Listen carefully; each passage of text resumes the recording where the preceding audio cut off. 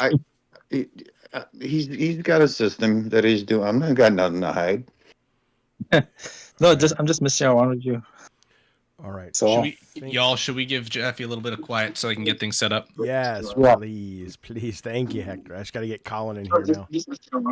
Uh, So y'all should we give Jaffe a little bit of quiet so I can get things set and, up? and if you guys can mute yourselves just for a sec, because I can hear echoes. If you don't mind, thanks, fellas.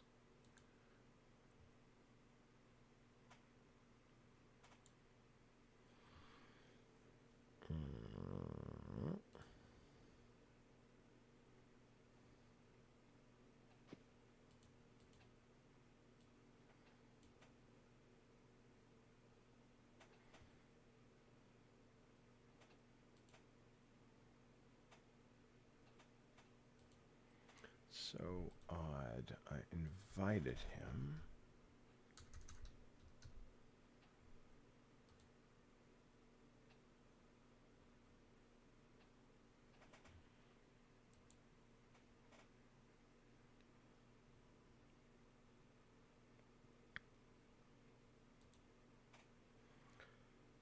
This fucking Discord is such a pain in the ass sometimes.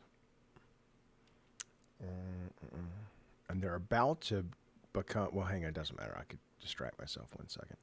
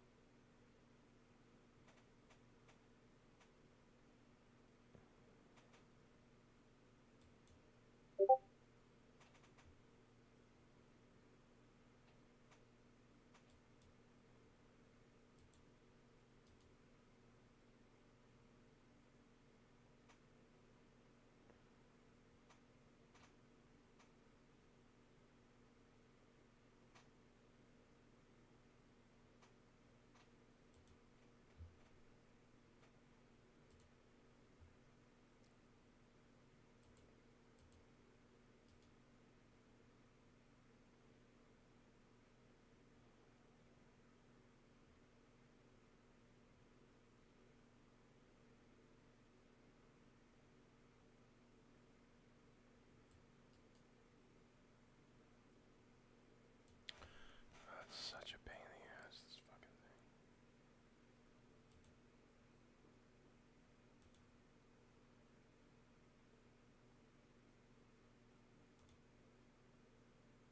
Okay, he is a mod. Okay, let's see.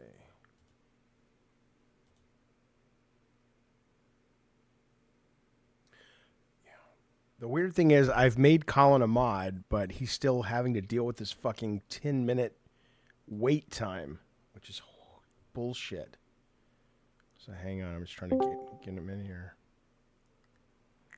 Can I invite somebody? Okay.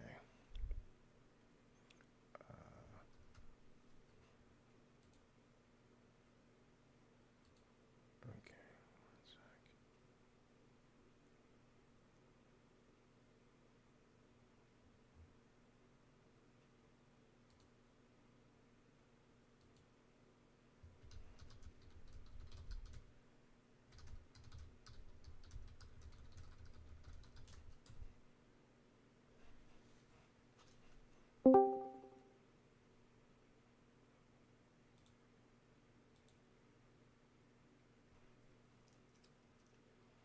All right, you guys, just so you know, I'm trying to get Colin in the room. Hang on. Let's see what happened.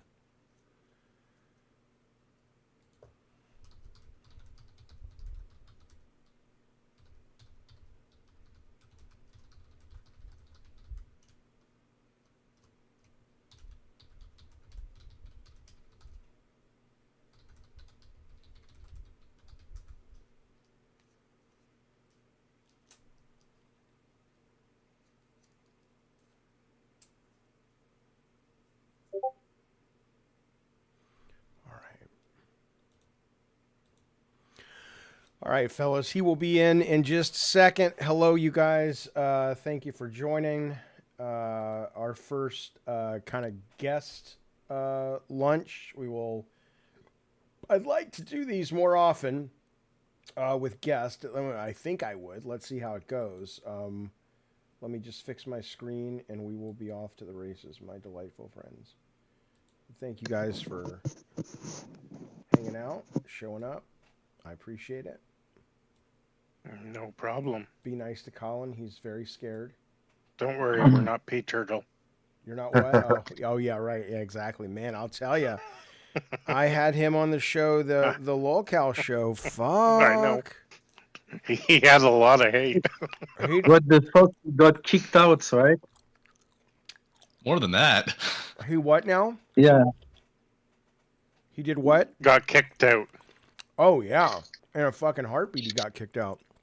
Which is, I mean, Gotta edit it out too. I edited him out just because it wasn't my channel. I would have kept him in, but Oh yeah.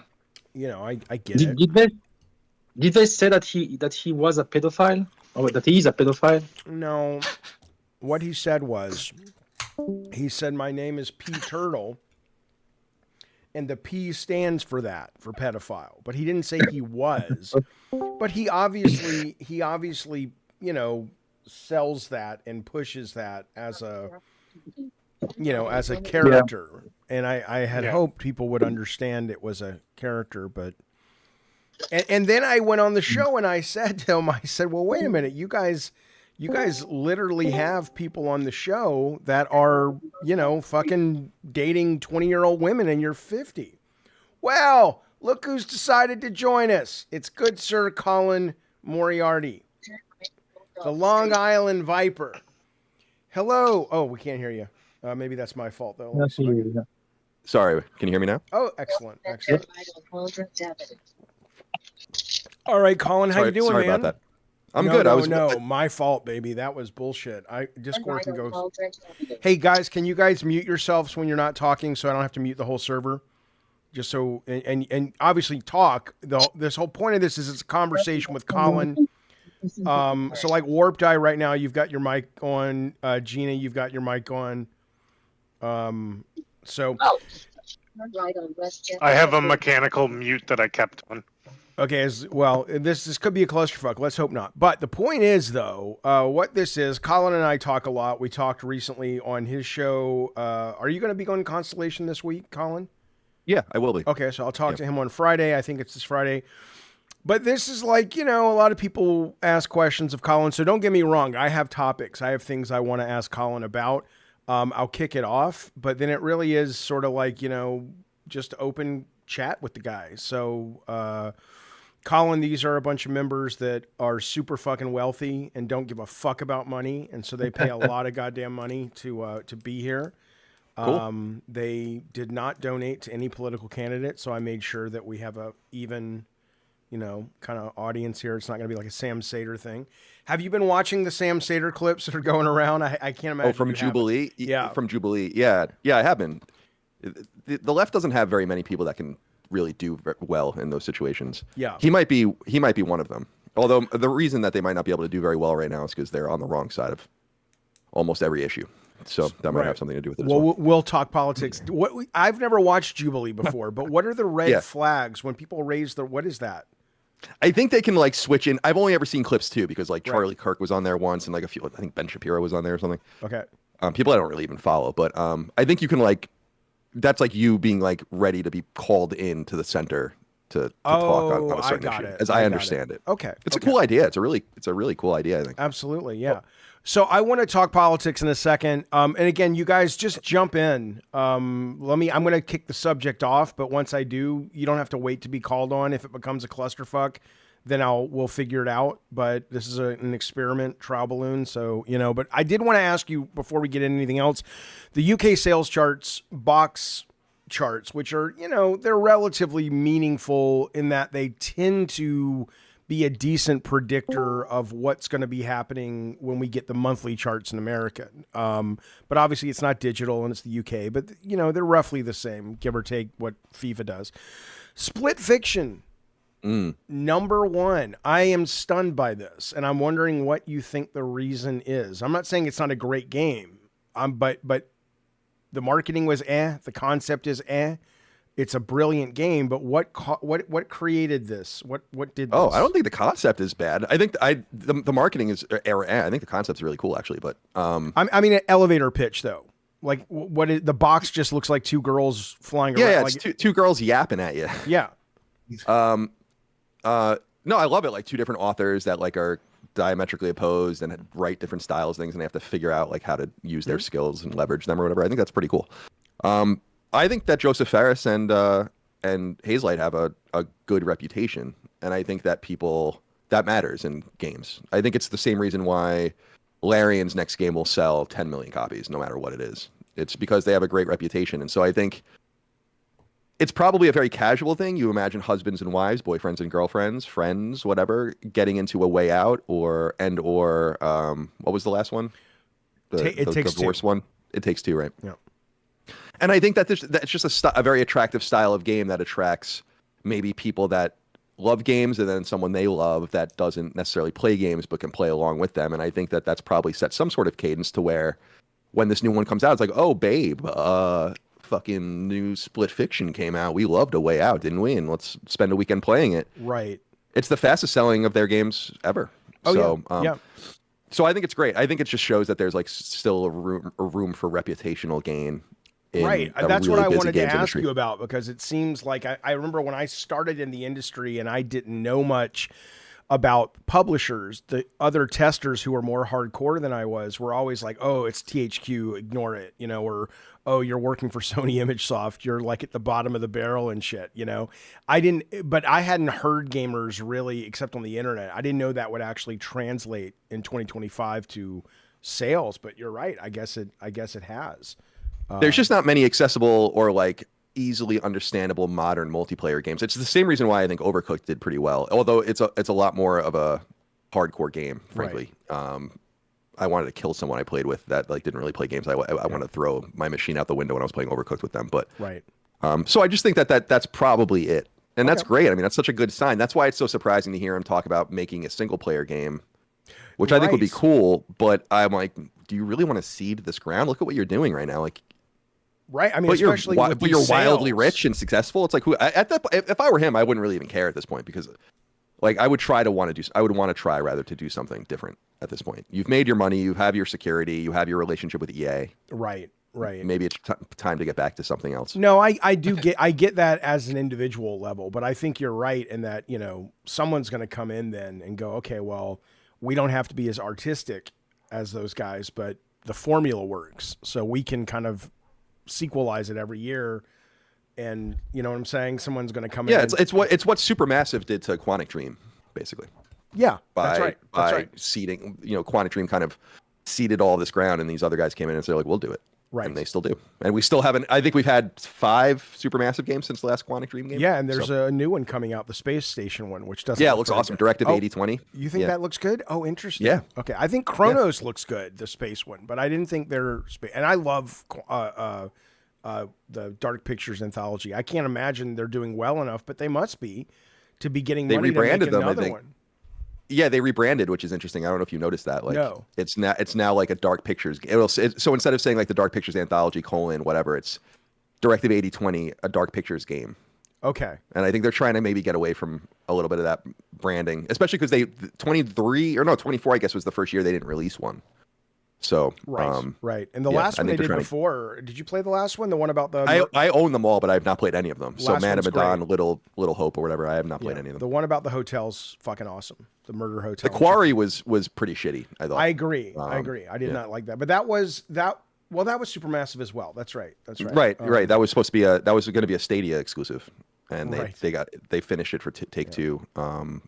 That was Steven Totillo stole that scoop from me. Never credited for me for that. Thanks, Steven. Bastard. The other thing I was going to throw in, I think that's relevant in the conversation about studio rep, is that customers are looking for predictors of quality that aren't just reviews.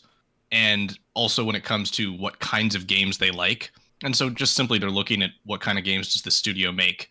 And I think that's why people get really upset when studios change direction with something like a Veilguard, because this studio delivers this kind of experience, and then they're not getting that, and so they're upset. Yeah, I mean, I'm curious how Veilguard did now that it's free or quote free, because I loved Veilguard, but I know a lot of people hated it, and I wonder if does anybody have data on that, or if people are, I haven't seen. Well, the EA said what did they say? 1.8 million players. I would assume that that's probably like 1.3 million sales at full price. But so it just came out on PS Plus, though. I mean, right? Right. So Yeah, it is. Well, that's. I mean, at that point, I think the game's. Oh, it's totally was a dead. Huge bomb. Yeah. I'm just wondering if maybe it's going to have a not a financial success, but maybe there will now be people that are willing to give it a shot, and maybe they'll go. I'm just wondering if people have heard online, or people going, "Oh my god, I tried this, and it's actually pretty fucking good." Yeah, there was a post actually on our Reddit. I go check it out a couple times a week and try to keep up with what they're saying over there. And there was a post, something like, "I'm sorry I got sucked into the hype, the anti-hype around Dragon Age." But then I went and read the comments and people were like, "Oh, you're crazy. This game sucks," or whatever. I'm like, I don't think I doubt it. I doubt it sucks. I just don't think it's a Dragon Age game. I think that's true. People's major complaint is. Yeah. Jaffe and I both liked it a lot. What's that? I just said that you and I both like it a lot. I fucking love it. Yeah. I think it's one of my top 3 games last year. Absolutely. Yeah, guys, just jump in. Like I said, I don't want to dominate the conversation. The last time we did this with Cliff Bleszinski, people were like, "Jaffe, it was just an interview." I'm like, "Yeah, well, jump in, because you know me, I'll talk." So what do you guys, Colin is one of the most controversial humans walking the planet. It goes Trump, Musk, Hitler, and then Colin, I think. And Hitler and Colin. What'd you do, Colin? What made it like this? Yeah, what Yeah, made I it don't, so? I don't know. What I made don't know. Being normal, I guess. Well, hey, At all. go ahead. It's because he talks about the woke video games. Yeah. Well, look, Bukaki, let's talk politics, because I want to give you Oh, my... fuck, no. Well, no, the reason I'm actually excited about this, to talk to Colin about this, because, and I'm trying to make sure I'm not just reading the media that I gravitate towards, because there's a lot of, there are a lot of stories being written right now about, a lot of Trump voters are regretting their vote, and the stock market is collapsing, and people are upset with Trump, and blah, blah, blah. And I'm trying to, and I believe you voted for Trump this time around. And I also know, as a libertarian, you tend to lean a little bit more towards some of the policies they're putting forth. Do you think it's an accurate statement that there's a lot of Republicans now starting to go, wait, we have buyer's remorse? Or do you think that's a left fantasy? There might be some, but I don't think the polling shows that. I mean, he's still polling. He still has a positive approval rating, which I actually think is fairly amazing considering the coverage of what he's doing. And what he's trying to do, which is radical. So, but no, I don't think that I look at this and be like, this is kind of what I voted for. I mean, so but I can't speak for other people to, right. Why they might have voted. And I'm sure that some people are spooked by the stock market.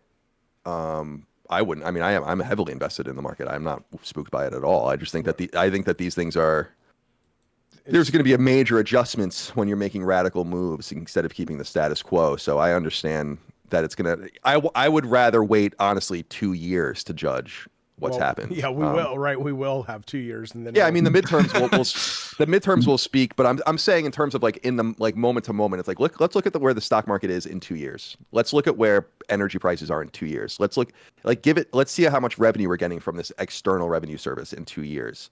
And so on and so forth. Let's see if Canada is the 51st state in 2 years. Yeah. Fuck no. It'll be the Probably have 52nd, because Greenland will be the 51st. Well, I'm in one of the states that Canada is going to cut off power to. Right, that's what they said. They already backed off on that. I mean, which is Can we funny. talk about I think. Did you see it was in one of the papers? It was in it was in an Albertan or Manitoban paper or whatever. But that they had a whole piece about what a war between Canada and U.S. would look like. Did you see this? No. And how it would turn into a 40-year guerrilla conflict that would consume the United States and all the rest. And I'm like, yeah, probably. Yeah. I'd kind of have a hard time fighting on the side of the United States. I'd probably go fight for Canada, because I know. Yeah, you probably would. I probably would. Because I don't like the way You we're would treating fucking Canada. keep DoorDashing Taco Bell. You would not go to Canada. They can DoorDash Taco Bells into Taco Bell DoorDashes to Canada. Fuck. Sure, but you have to leave your 100%. fucking house, and you're not gonna go. I can move once. I can go outside once to get to the new place.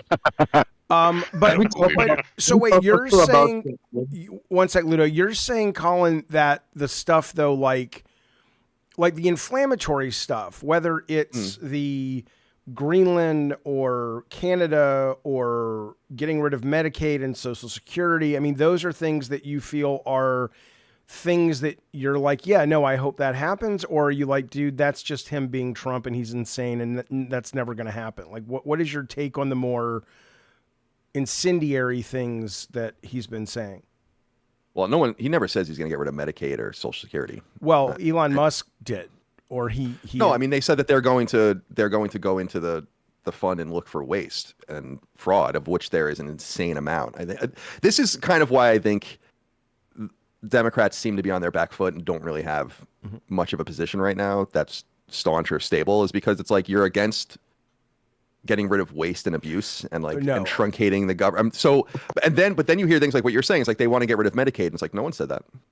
No one said getting rid of Social Security. If you're getting Social Security legitimately, what are you worried about? What we're worried about are the illegal immigrants using people's Social Security numbers. People that are 200 years old still have active Social Security numbers, and no one's saying that they're getting the money. Someone's saying that number is being abused in some way. I think even though he's very rich, Dick Van Dyke deserves his Social Security. Even though I love Dick Van Dyke. It's amazing. It's amazing that the clip goes around of him and Mary Tyler Moore from his show, pre-Mary Tyler Moore or whatever. By the way, I had such a crush on her when I was a kid. Of course. In that show. In that show, I was like, oh my God, I love her. But there's that famous scene where she shoots the trick shot in pool.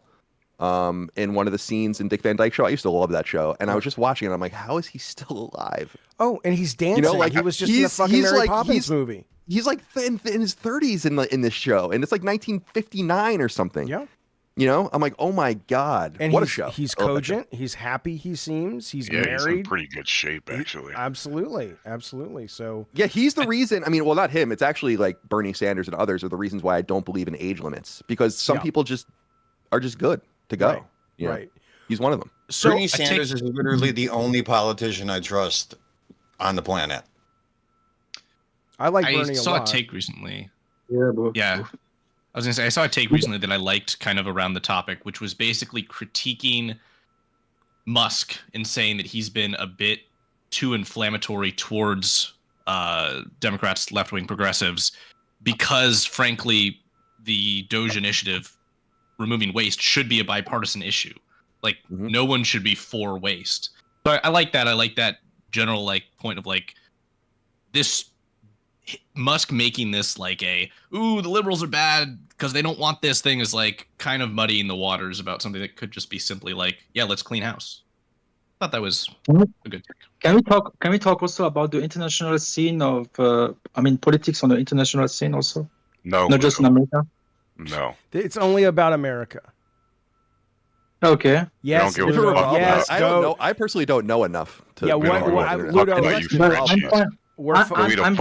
eat a fucking baguette, dude. We're fucking with you, Ludo. Go ahead. What's up, pal? Yeah. So just to give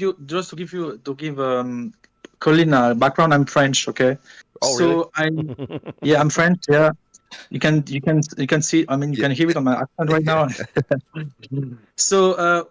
Okay, what I want to say is that in France, actually, Macron wants to finance weaponry with he uses an account that you can open in the bank as a bank account, and you can it's called A account, and you can put money on it, and that money, the interest of that money that will come out from that account, will finance the weaponry that we need to supposedly make a war. They want to make a war literally against I don't know against who exactly, but he wants to finance it to finance the war basically.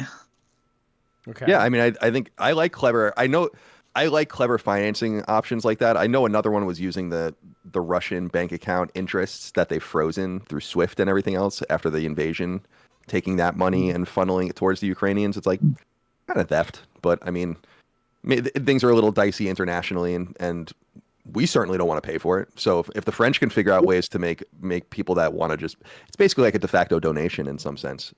I think that's totally fine. More like for the protection of the country that he does that, or just because nobody wants to make the war. Actually, like if you just look at Trump wants the peace, Putin wants the peace, even Zelensky wants the peace. I mean, yeah. I don't know if Putin wants the peace, but hey, I'll take your word. We'll find out in the coming days. Hopefully, we're gonna find out. Putin wants the peace of Ukraine. Right. Yeah. You know what? Let me ask you this though, Colin, about kind of what Ludo is saying, but also just in general, and what Hector was saying about owning the libs and this, that, and the other, right? So let's say, because I know what you mean, and I know that some of the clip, I forget who Elon Musk was talking to on Fox, but that interview he did recently, and he was talking about the fraud and the waste and things, and it has been clipped in a way that makes it sound like, you know, it clips out all the nuance, right? So it just sounds like he's talking about entitlement programs he wants to get rid of, right? Which would be... Yeah, I mean, no one's talking about getting rid of like the core entitlement programs. That wouldn't be possible. Right, you know? But the clip makes it sound like he is. And so here's my question to you about him and Trump, right? Is, do you think they're doing more harm than good if you actually believe in what they're saying they want to do? And maybe like Hector says, it could be bipartisan, because their presentation is like really offensive and grating and trolly, and they seem to relish that and they seem to enjoy that, and their base seems to love that. But I wonder if that's really what's best if the goal is to achieve these things. Yeah, I think it is an interesting point, because during his address to Congress, Trump brought up, you know, in the beginning, like, there's nothing I can do to make these people clap for me and applaud for me. And obviously that was a trap that the Democrats walked right into, which I don't really understand why. Because it was pretty obvious when he was saying it that there was going to be some really weird shit that he was going to say, and they were going to want to stand for it and cause a lot of confusion. It's funny, man. I brought this up. My dad and I were talking about this recently, and I was like, you know, there is a way to do it, maybe, although I think Trump is somewhat broken in the mind of a lot of people, and so they'll never approve of him. If you look at the approval ratings, it's like extreme approval or extreme disapproval, with very few people in the middle. So he's never going to win over 45% of the people, or so, maybe even a little bit more. And I'm not in this for Trump. Like, as far as I'm concerned, Trump and his people can be bulls in the china shop, fuck a bunch of shit up, which is what I want to happen, because I think it's the only way for the bureaucracy to be undone, and then ruin their reputations and wash out. And I don't care. They're not important to me. Like, what's important to me is like doing as much damage to the bureaucracy as possible. Right. But don't you think... Yeah. Well, I was just going to say that, don't you think, though, that like 2 years from now in the midterms, if Trump, Elon, whoever's running the show, his chief of staff, whatever, maybe all of them, were smart, they probably would not make themselves so dislikable to that 45%. And in that, they may actually retain some power to do the bull in the china shop thing in 2 years. But right now, they're just giving the left, and it happens every 2 years, right? But they're giving the left all this ammunition to run ads and scare people. And if you're right, and most or all of these things that the left is hearing are not actual things, then they could stay in power and actually achieve things that might actually be successfully bipartisan. Yeah, I mean, maybe. I think just historically, it's going to be very unusual for the Republicans to win the House in 2 years. That would be the last time that a ruling party really stayed in power was 2002, I think, and that was because of 9/11. Right. So things bounce back and forth naturally. The midterms always rally the party out of power, and I don't think that there's much they can do about that. Like, what I think is important in regards to like what they're trying to do with Doge specifically is like really rattle this place up as much as humanly possible and make it impossible for it to happen again. And the impossibility of them building the bureaucracy back up again is because the Republicans are always going to have at least 41 members of the Senate, so they can just lock anything down. So once, you know, the Department of Education goes away, or they cut a bunch of USAID and they truncate the military and do all these other things, people are going to have to explicitly run on making the government bigger and spending more and more money to get it back, because it's not coming back otherwise. And I think so. That's why I'm saying, like, these guys are basically like suicide bombers as far as I'm concerned to the bureaucracy. And I think a lot of people that vote for Trump and these others care about like the person, and I care about the person. He's a human being. But as far as like Trump, the legacy of Trump and all, I'm like, I don't care. Like, just do what you're a lame duck, so act like one. Well, I think he is, right? So far, I absolutely think he is. In some sense, splitting up his terms and allowing him to learn from his first term so directly was the worst thing that could have happened to liberals in the United States. But I don't think anyone realized that at the time. It spread out the era of Trump and made him more equipped to do what he actually wants to do. So while I don't agree with all of it, and I think some of it is not working well, and I was saying earlier we didn't get too deep into it, but I think Canada is a great example of like, this is a fight not worth picking. It doesn't matter. Like, we have bigger fish to fry. I think a lot of the things he's doing, whether it's extricating us from Ukraine, which I think is vital, of incredible importance to get us out of there. And, with our money and our intel and our power, soft power, especially, I think it needs to end. And, inflation is down. The cost of eggs is lower than it was when Biden left office, by the way, if everyone is curious. Energy costs are going down. The market is rattled, but it's actually up today, and it's going to be fine. Go ahead. Yeah. And I was going to say, like, I think I am deeply concerned about the working class and the underclass of the United States. Sure. Like, you and I have talked for years now. Like, I think it's the biggest issue, and tariffs and trying to create an American manufacturing base, whether it works or not, I think is really going to be important to the have-nots, as it were, in the United States that are living paycheck to paycheck, that are low or no skill workers, and all of the rest, protecting industry and forcing or at least encouraging people to have access to the market by making things here. I think is going to be really important to people that don't have anything. It's easy for me to sit here and say, like, oh, I don't care. I get all my cheap goods overseas, and tariffs are terrible and all of the rest. Like, I'm wealthy. There are people that don't have options to be able to do that kind of stuff. And that bothers the shit out of me, that it's not more of a unified bipartisan thing to say, like, yeah, we want to manufacture things in the United States. We want to make things here. We should punish people for abusing access to our market, for manipulating their currency, for charging us insane tariffs. Which is why I think some of this stuff is really good. And will it work out? I don't know. But I think we should try. The one thing that we knew wasn't working was the status quo when we had the auto pen president for 4 years.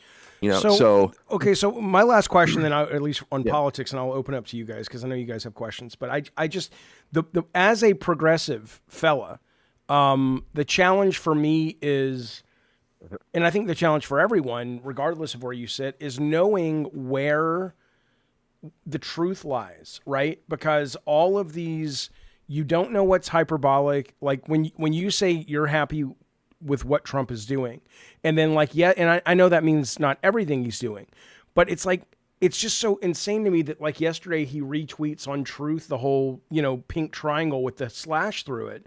And it's like, why must you fan the flames? It's like, unless, that was crazy. Unless you're planning on rounding up the homosexuals, which is what that symbol means, as I know you know, being a student of history, from the Holocaust, why would you retweet that? And so it becomes a question of, it's like, a lot of the stuff you're saying, Colin, I go, well, that does sound pretty good. And that does sound pretty, if he can do that, if he can do this. But there's all that other shit that either is real or the media is taking it and twisting it. And it's just like, do you think it's more of him being basically the devil is a media creation? Or do you think there is part of him that is genuinely either stupid, ignorant, or just a bad guy who wants to be Hitler? Yeah, I don't even know. I didn't even see anything about what you're talking about. I'll have to look into that. Yeah. I don't think Trump has any issues with gay people. I don't think he really ever has, to be honest. I don't think it's even an issue he cares about. Like, I just don't think he's even thought twice about it. And is he going to go after, like, his Secretary of the Treasury when they round up all the gay people since he's gay? So I don't. To me, I just. So what do you think it is? I don't think media. Well, no, I think it's a distinct political strategy. Like, I think this comes from that woman Susie Wiles, who's his chief of staff. Right. That's my theory, because she seems to be the major figure. I mean, she is. Any chief of staff would be, but they're flooding the zone intentionally. And this is something What do you mean flooding the zone? So they'll say 10 things, right? Or they'll do 10 things in one day. They'll sign 10 executive orders, and 2 of them really get everyone's attention, and then the 8 slip by, right? And then they'll do 10 more things the next day, and 2 of those will get people distracted, and then 8 more things slip by, and before you know it, a ton of they're totally distracted. It's why I think Trump is using Elon. Like, I think it's fairly obvious, because Elon's like a shield, and it's hard to go after two targets. And Trump is kind of inoculating himself from that. And I think Elon's allowing himself for that because I think he has ends to, want to make this work as well. And I like Elon Musk personally, and I don't, in another universe, he would be like a leftist hero. Yeah. I'm just glad Mike Myers is getting work. That's all I care about, honestly. So. Yes. Yeah. It was cool to see him. I've missed him. And he looked really young. I assume it's a wig. I don't know, but he doesn't look much older than he was. Anyway, all right, guys, go at it. I just wanted to get my questions. What do you guys want to ask Colin? Yeah, well, I just wanted to say I'm a registered Democrat, and I have been feeling more and more like going independent because I'm an extremely progressive person. I live in Minneapolis, and it's very progressive here. And but I feel like the Democrats don't represent me, and they keep shooting themselves in the foot. Just like when the primary was between Clinton and Sanders, even though Sanders won the primary, they gave it to Clinton anyways. Then when Sanders was going to win the primary instead of Biden, they all banded together and gave Biden their votes, so Sanders couldn't win it. And then this last time, forcing Harris on us and not allowing us a primary against Biden, it just seems like the Democratic Party itself is just as swallowed up in money and politics as Republicans, so you can't really go with that direction anymore. And it seems like neither party really cares about the working or poor people. You hear a lot about middle class and then how shitty it is to support upper class. You hear that on the news, and I don't agree with that necessarily. But what you don't hear about what other than is people your like question, Sir Anthony? other than people like Get Bernie on with Sanders, it. Yeah, Anthony, shit or get off the fucking pot. fucking Jesus talk. Christ. Okay. So what do the Democrats need to do in order to make themselves a reasonable party again? Abandon the 80-20 issues that they seem to take the wrong side of every single one of them, which makes them profoundly unpopular, or at least easy to attack. As we know from the 2024 campaign, the Kamala's with they them or whatever ad was by far the most effective, apparently. It's what Newsom is doing, which I think is really interesting, where he's trying to distance himself from some of the insanity. Like, no, women don't have penises. I think most people know that. Like, yeah. Anyone who has played sports, I played hockey year round for my entire childhood through high school. Nice. Like, girls start peeling off from teams at 12 or 13 years old because they would get destroyed when you start hitting, when you become a peewee, which is the age when you start hitting and doing slap shots and all that. I was a goalie, but it's like, to me, I just feel like there's just obvious things, and it's like, why are you arguing for these things? These are the distractions, and your people don't feel represented, which is why the Republican Party has kind of become the party of the working class, which is like a dream come true, because that's a pretty solid place to be. And so I think here's an interesting thought, and Jaffe and I have talked about this in the past, but it's like political parties were malleable and not permanent for most of American history. It wasn't until after the Civil War that the parties became permanent, and they're so permanent that they switch places on policies over and over and over again. And maybe it's time for these parties, or at least the Democratic Party in this case, because they're the out party, to go away. And then a new party can kind of come and capture whatever kind of zeitgeist you guys want to capture. But the Democrats really, and I don't say this as, I'm not a Republican. I voted Republican, and I often vote Republican, but I don't really want to be part of a political party. I want to kind of be independent and be able to vacillate back and forth. But the Democrats look very weak right now. And I do agree with what you're saying about the bench is really short, because these people have stayed around for so long and not allowed people to come up the ranks. So even a Bernie Sanders is interesting, but there are many other people, and they just kind of washed out. Generations of leaders washed out. So the guy who ran in 1988 for president can run for president in 2020. Al Franken should still be in the fucking Senate, frankly, but that's the Democrats' fault. I know. Happened. I mean, that's specifically Gillibrand did that. I agree with you. It's crazy. It's crazy that happened to him. And he should run again, and he would win in a fucking landslide. I agree. It's ridiculous. But I will say, though, I won't get into it unless people want to get into it. But and it may be a messaging problem defund the police. But most people who are supporting the trans community do not think that, women have penises. It's not that. Jaffe, it's Jaffe, not. No, it is. No, sorry. It sorry. is not. It is not that. It is that is a very simplified way of expressing the concept, and that's what the messaging does. It's like, it's so obvious. Of course, it's like, yeah, that's not really what people are saying. Most trans people would say, I'm a trans man or a trans woman. This right here is what the problem is with fucking Democrats right now. Nobody totally gives agree. a fuck about this. Like 99% of people don't give a fuck about this. Okay, people care about their rents and their fucking groceries and shit. But they keep harping on about it like the whole fucking country gives a fuck. Okay, then stop making laws against them. And then the people, you try having a loved one or yourself pushed out of situations because of misinformation intended to be misinformation, to be a wedge issue, and see if you decide to keep quiet about it. The fact of the matter is that it's not what a lot of people are saying. And it's frankly ridiculous. If they want the issue to go away, they should stop talking about it. But when I think this is I thought you were going. Who is this person that's talking? Bukkake. I thought you were going in a different direction, where I was thinking that what Jaffe is saying is the problem, because he's pretending that none of us experience what we've experienced for the last decade of our lives with this topic, as if none of it ever happened. But no one is that's the thing too. It gets into the realm of delusion as well. You guys are not listening to what I'm saying. No one is denying. I get what you're saying. I'm not denying Colin's hockey story. I'm not suggesting that sports should be unfair. That's not the issue. Of course, it's an issue when the actual community itself can't fucking unify and agree on anything. I know trans people. I talk to trans people, and even they're like, my opinion is that 70% of trans people don't even try to pass. Like, what kind of message is that sending? Like, when a dude in a dress is being like, yeah, I'm a woman. Why don't you guys respect me? Well, I don't think they want your respect. They just want to be treated fairly like other Americans. They're not going to be, though. Okay, well then that's shame on assholes then. Well, no, but I disagree with that. Like, I think they are treated fairly.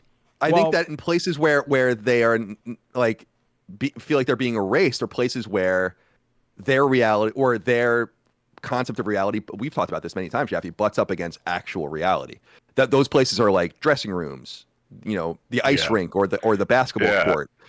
It's not like a one like Blair White goes into a ladies' restroom, no one's gonna say anything, right? But if a dude that looks like me wearing a fucking sundress walks in there's gonna be problems. Okay, and that's just the reality of the situation. I'm not suggesting. Can I see what you look like in a sundress? Yeah, I'm not. I don't not understand what you're saying. What I'm saying though is when it's painted with such a broad brush, and the idea that everything gets put under that umbrella. Like, we know dudes don't have vaginas, and it's like, then you have to require someone that really wants to be taken seriously having that conversation to understand all of these markers about gender and sex and sexuality and non-binary and science proves and has proven that you can be born and basically have a more female brain with a male body, and you will be in psychological pain because of it, because of the society that you're born into. And it's not the fact that some of the points that are brought up are not valid. Sure, the sports thing is valid. Sure, the lady in the dress that looks like Bukkake is valid. But that is being allowed to taint the whole conversation and turn it into this sort of joke. And I think it's being done for political reason, and I think it's cruel. And, but Jaffe, I just think you're kind of wrong in that, like, the entire movement was predicated around trans women are women. That was the saying, right? The idea of girl dick. I mean, like these were the things that people were. Okay. These are the things that people were going around saying. Like, you just can't escape from the fact that the biggest enemies of the trans community was the trans community. I absolutely. We all knew. Wait a minute. And that we all knew. And by the way, they're other people on there, their allies or whatever, Yeah. that put everyone into this inescapable box. It's just not. I agree. Like Blair White's an interesting thing. I know Blair White. I've had dinner with her. I don't know person. who that. I don't even know who that is. It was Blair White. Blair White's like a conservative political commentator who's a trans woman, so a man. And she's and okay, but why can't she looks like a model. But why can't you just call her a trans woman? Why did you have to say a man? That's the issue. It's not the fact that you're wrong about here's what it is, Colin. If you were to say, like, if the trans community, not that they owe anybody anything, but I agree with you that you like defund the police. The messaging was horrible. When you say that and you don't invite someone into the conversation, which most people aren't interested, that, well, sex is very fluid and it's different in gender, and and you just say, no, I'm a woman. You're going to get pushback and you should have known better, maybe, whatever. I don't disagree with that.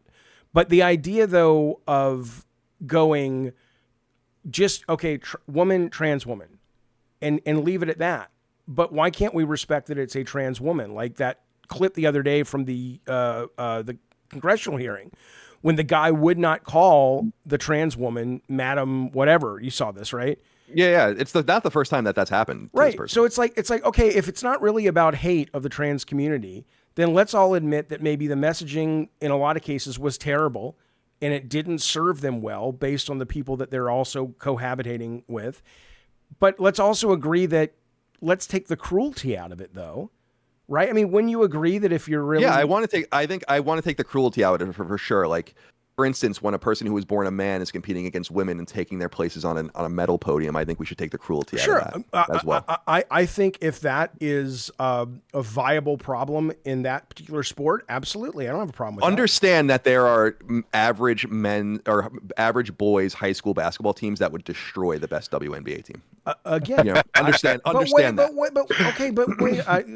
But you're deflecting, though. Because what I'm saying is that this is the reality of the situation the entire time, but people had to pretend that like Leah Thomas was legitimately racing against women as a woman when he was the 500th place male racer. The frequency of these situations are so rare compared to... It doesn't matter what's rare or what's not. This is the same argument about when it comes to illegal immigrant crime. It's about what should have ever happened at all. It's not about its rarity or not. It's about should women and girls be put into these positions at all? And it's deeply misogynistic to have done this to women for so long. And frankly, a lot of women bought into it.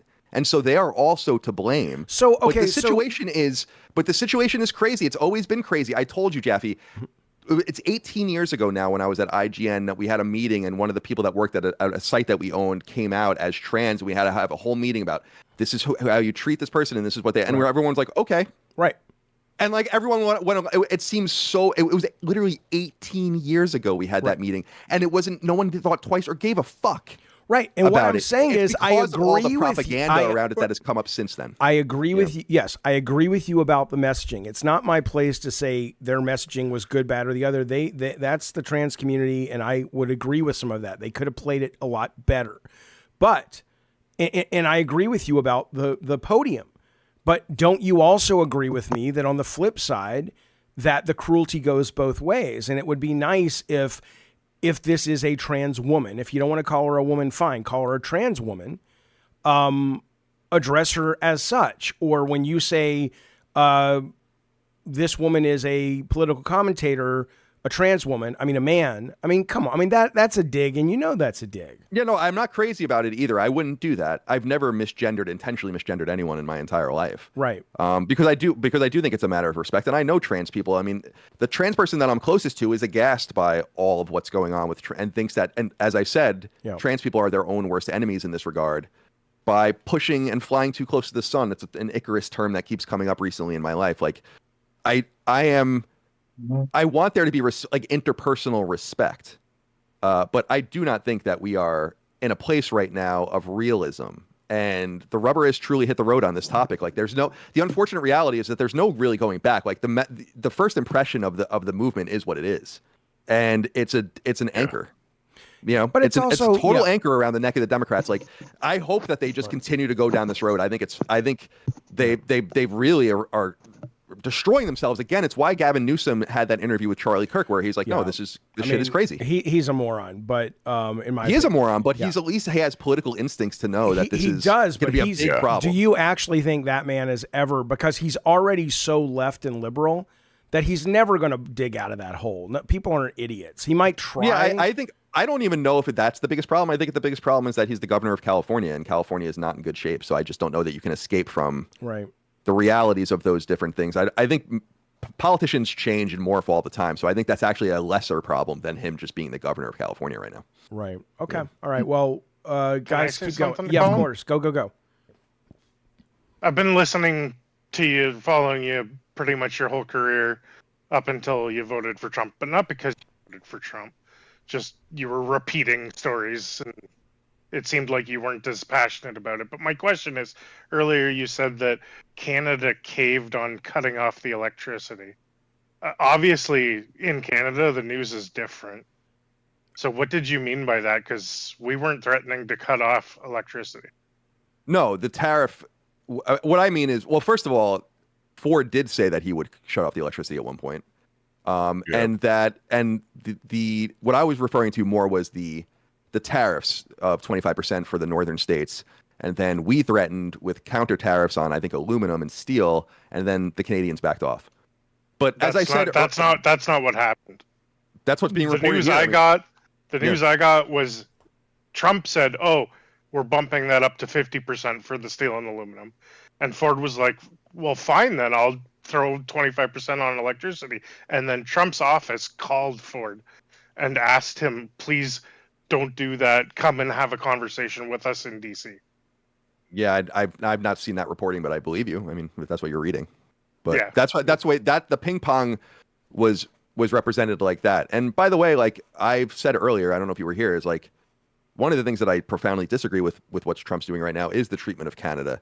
Not only because I think that it's just counterproductive, but because I don't really understand what the point is. And it might be another deflectionary sort of like, we want you to be concerned with it's what I was saying about the 8 and 2 thing.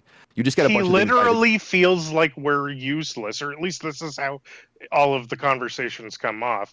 And that he feels like we might as well just become one of your states because then it would be better for everybody. I think Colin's right. It feels like an obfuscation. It's like the stock market's crashing, but focus on Canada, focus on Greenland, focus on Mexico. That's the story they want out there, not like everything's going down. Yeah, it could be like, I don't know. He's been doing this to Canada since even before, when he was president-elect.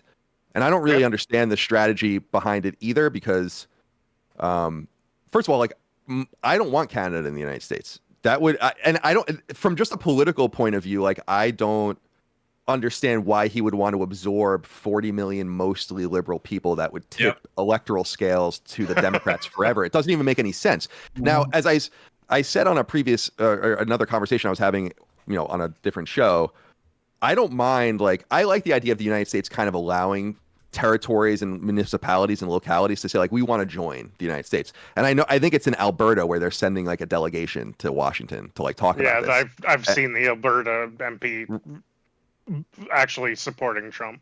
Right. And so it's like, that would be interesting if that's like a like if you're sovereign and you're like, we want to vote to come in. And the same thing with Greenland. It's like, I don't want to take Greenland. I want them to vote either for neutrality or to join the United States. And then we go from there. So like, it is cool that we would like think about expanding our country in that way. But like Canada, Canada's a distinct place. I love Canada personally. I was saying earlier, I'm a huge hockey fan, as I think most people know. And so been to Canada many times, and I like Canada, and I like Canadians. The country, we can't even take care of the country we've got. Why do we want to bigger? Well, no, because I think I don't know that. That's an interesting point in that we are spending too much money overseas in some sense, and too much money on frivolous things that will help us sustain ourselves. But if we have access to things like in Greenland, it's like causeways into the Arctic, tons, like shit tons. This is something that people don't talk about too much, but shit tons of water locked up in the ice. And then, of course, the minerals and all the rest that are there.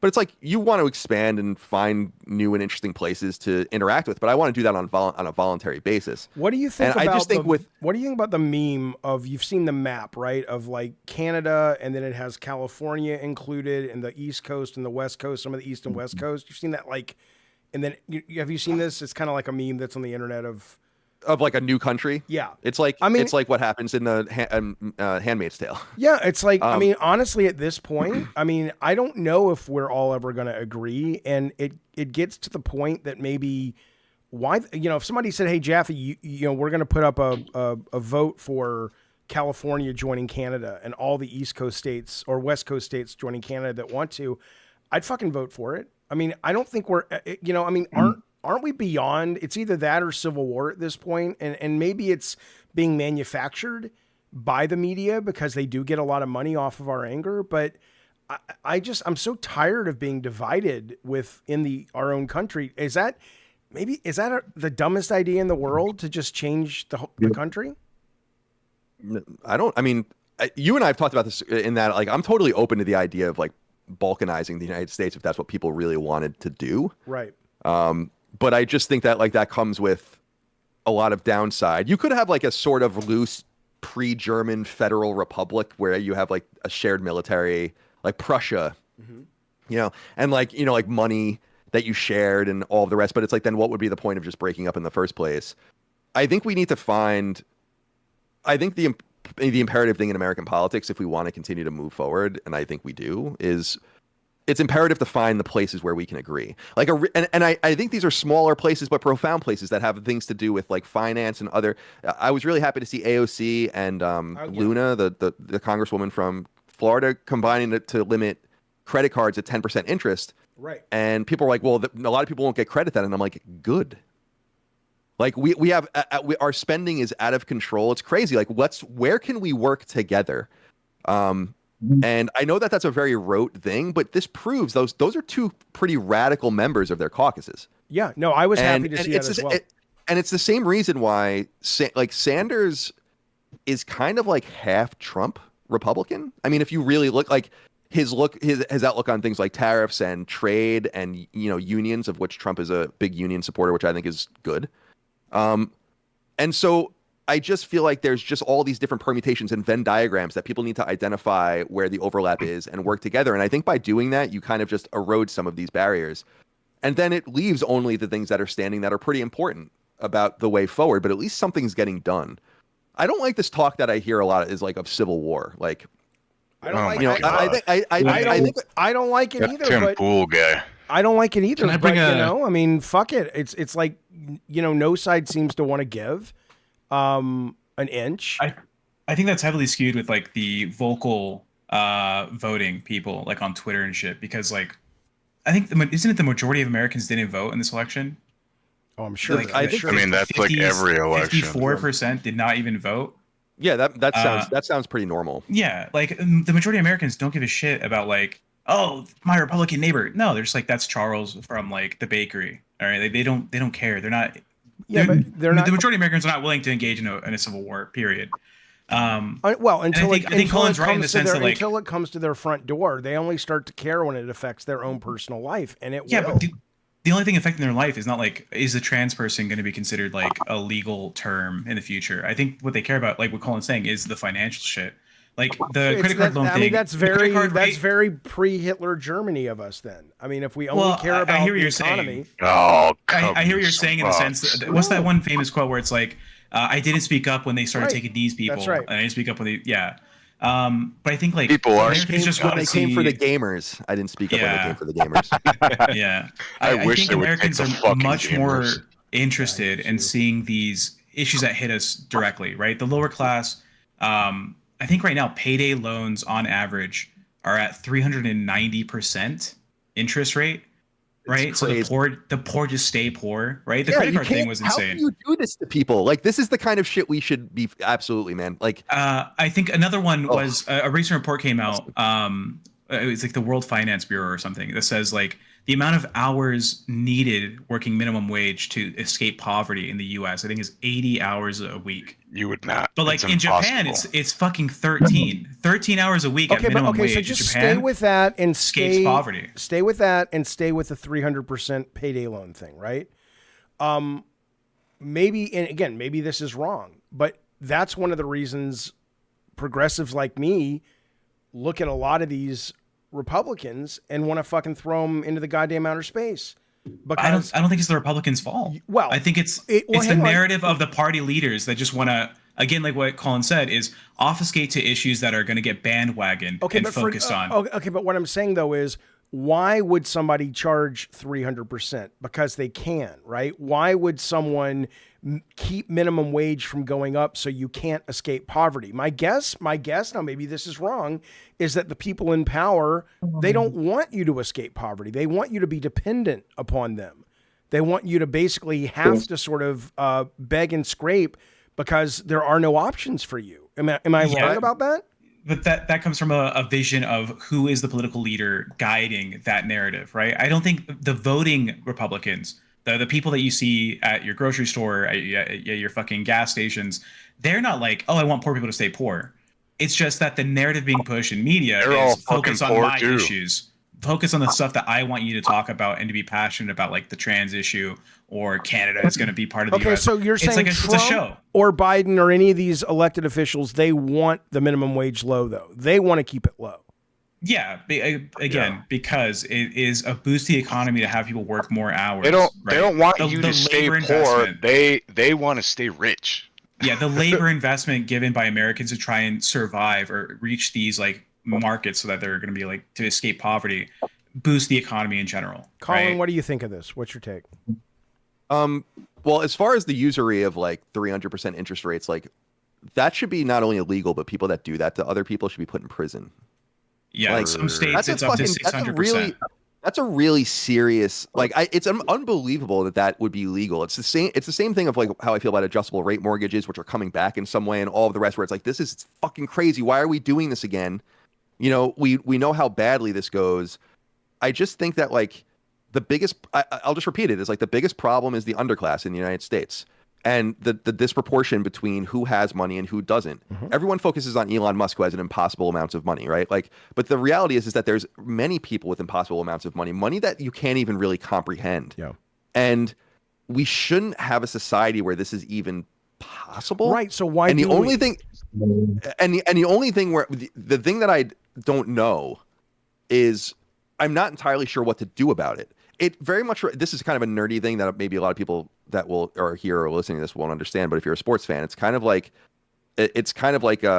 dealing with a salary cap issue, and it's like you have to manipulate the numbers in some way to make everything work, and everything is solved. But it's a very difficult problem to do, and you're going to have dead money, and you're going to have all of these things that you have to deal with in the short term. But if you can just wrap your mind around fixing this problem and having it within these confines, you can have a really powerful team and a really powerful structure within these spending confines. And I think the United States allows for people to just blow the doors off of what is reasonable, with both individuals and corporate structures and all of the rest, and how the rich get richer. And I've said this many times, like, as I made more money in my life, like it became more obvious to me, like how it works. And like, I only have a little bit of exposure to that world because I don't have like that much, but it's like, I can see how people take advantage of situations. I can see how things are made for people that have money to keep their money. And I think that that's good, but I just really worry I'm deeply concerned about people that don't have money, that don't have means to supporting themselves, especially in this era of AI and automation and all of the rest. And like, it's an urgent problem. And if there's civil unrest in the United States, it will come from that class.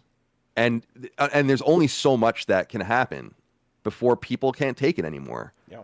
And it's tough out there, man. I'm really sympathetic to that. And it's like kind of my most important focus is like, why are the politically anyways, like why are people poor and how are they staying that way, and how are the powers that be kind of manipulating them to stay in that position? And it's insidious as fuck. It's like student loans, like really insidious and cruel, like what happens to people. So yeah, I don't know. I'm going on and on, but I'm just deeply concerned about the money issue. It's more important than anything. Do you think it comes from? Because when he was saying that, when Tech was saying that about the 300%, I was looking up the insulin cap Medicare thing, because the story that's floated is that, you know, Trump came in and he made it so insulin could be expensive again. And that's not really what happened, but that is sort of the story that gets floated. And I wonder, because all these distraction issues that I mean, do you think I know this sounds super un-American, but it's like, I don't know how we can get out of this if we don't have some kind of regulation on social media, because no one knows what's true anymore. And if it turned out that we weren't able to be so susceptible, because the fact is we are, to a bunch of fucking lies, then maybe some of these issues could rise to the top and we could do something about it. But can we do that? Gmo was right. But can we do that and not run afoul of the First Amendment? Probably not. I mean, I first of all, I don't think the only arbiter of truth in that situation would be the government, and that would be unacceptable. Right. Well, and that would be like radically unacceptable. So no, the answer is like free speech comes with lots of, the blade is very sharp, and it'll probably kill us. Probably. I mean, it looks that way. Maybe because no one knows. It's better to true. die free, isn't it? Yeah, but you're not really free if you're believing things that are lies, right? If everybody thinks that because no one thinks they're actually gonna die. That's true. But if you think you're dying for a cause, but the cause has been lied to you because the algorithm knows that you'll stay on Twitter longer if we feed you this shit, then you're not really free. I was thinking about that recently, Jeff. Remember the dude that lit himself on fire in front of the White House last year? Yeah. What a retard. Like, it's like, dude, no one's ever gonna care about this. I apologize for that. That's yeah. I mean, right. I was like, what a waste of your life. Why did you do that?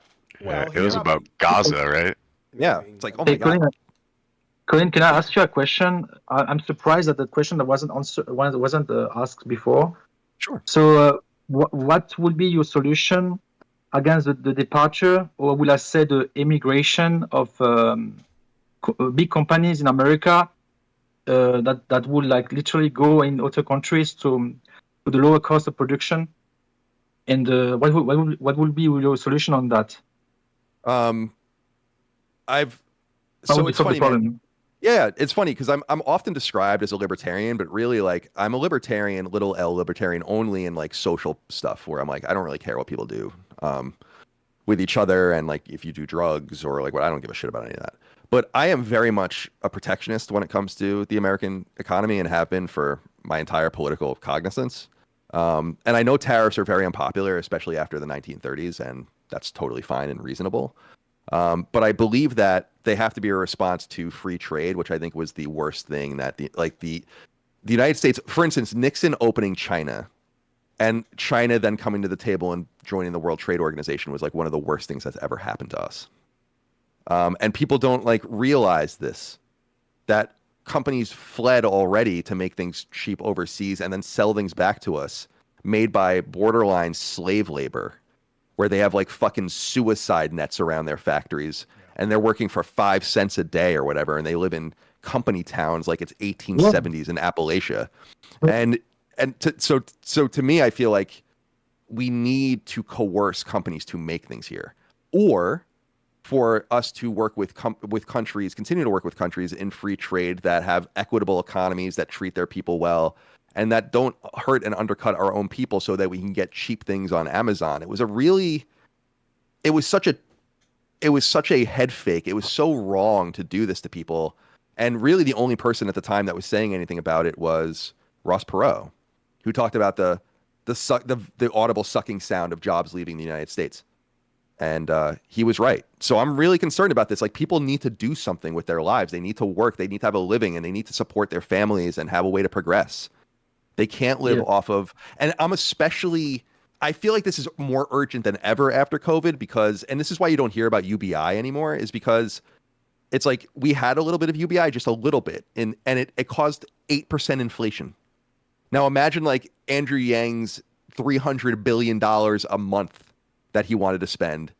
And you realize that like this is a horrible solution. So we need to figure out a different way to get people employed and productive. And I just think the American market is so I think able to sell. Yeah, I'm sorry. Anyway, I'm going on. You can go ahead. I think that I will have the solution for that actually. Like, because the pricing is so low in those countries, so that the companies will obviously go in those places to have a lower production cost, right? So the solution will be like to kind of have an equilibrium kind of stuff, right? Like be balanced in the pricing, like having the same pricing, for example, in those low-tier countries to have the same pricing as we have, so that would stop all those companies to go in those countries to produce. You see what I mean? Yeah, well, this is where trade, like, we have to have bilateral and multilateral trade agreements, which we do. We have ones with many countries. You send your trade delegation over there, and you have to think about, like, it has to happen on a country by country basis or a locale by locale basis, in the sense it's like, okay, we have like this ore and we make these batteries, and you need that for this, but we need this from you, and we want that at a cheaper tariff or no tariff, and all the rest. Like, we have to do things that benefit us. Like, that's the whole point, is like we've made all of these moves that just make things cheaper, which is good, but it's undercut the working class of the United States and made it so that no one has any money to buy the things that are made overseas and then sent here. And it sucks. It's like it's a shitty thing that's happened to us, and like it's gutted towns and cities around the United States and forced people into destitution.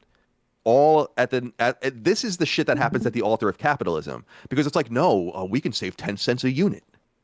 I want to counter, I want to counter, because employment rate, the unemployment rate has been the lowest it's been in like a decade, maybe 2 decades. Right, but what is labor participation? Right, isn't that the key stat, in my opinion? Maybe, but I think the issue at hand is the Republicans seem to have this like pipe dream of bringing factory work back to the U.S. When, as a first world nation, we should be striving towards like more competitive and more educated jobs to being in our labor sector.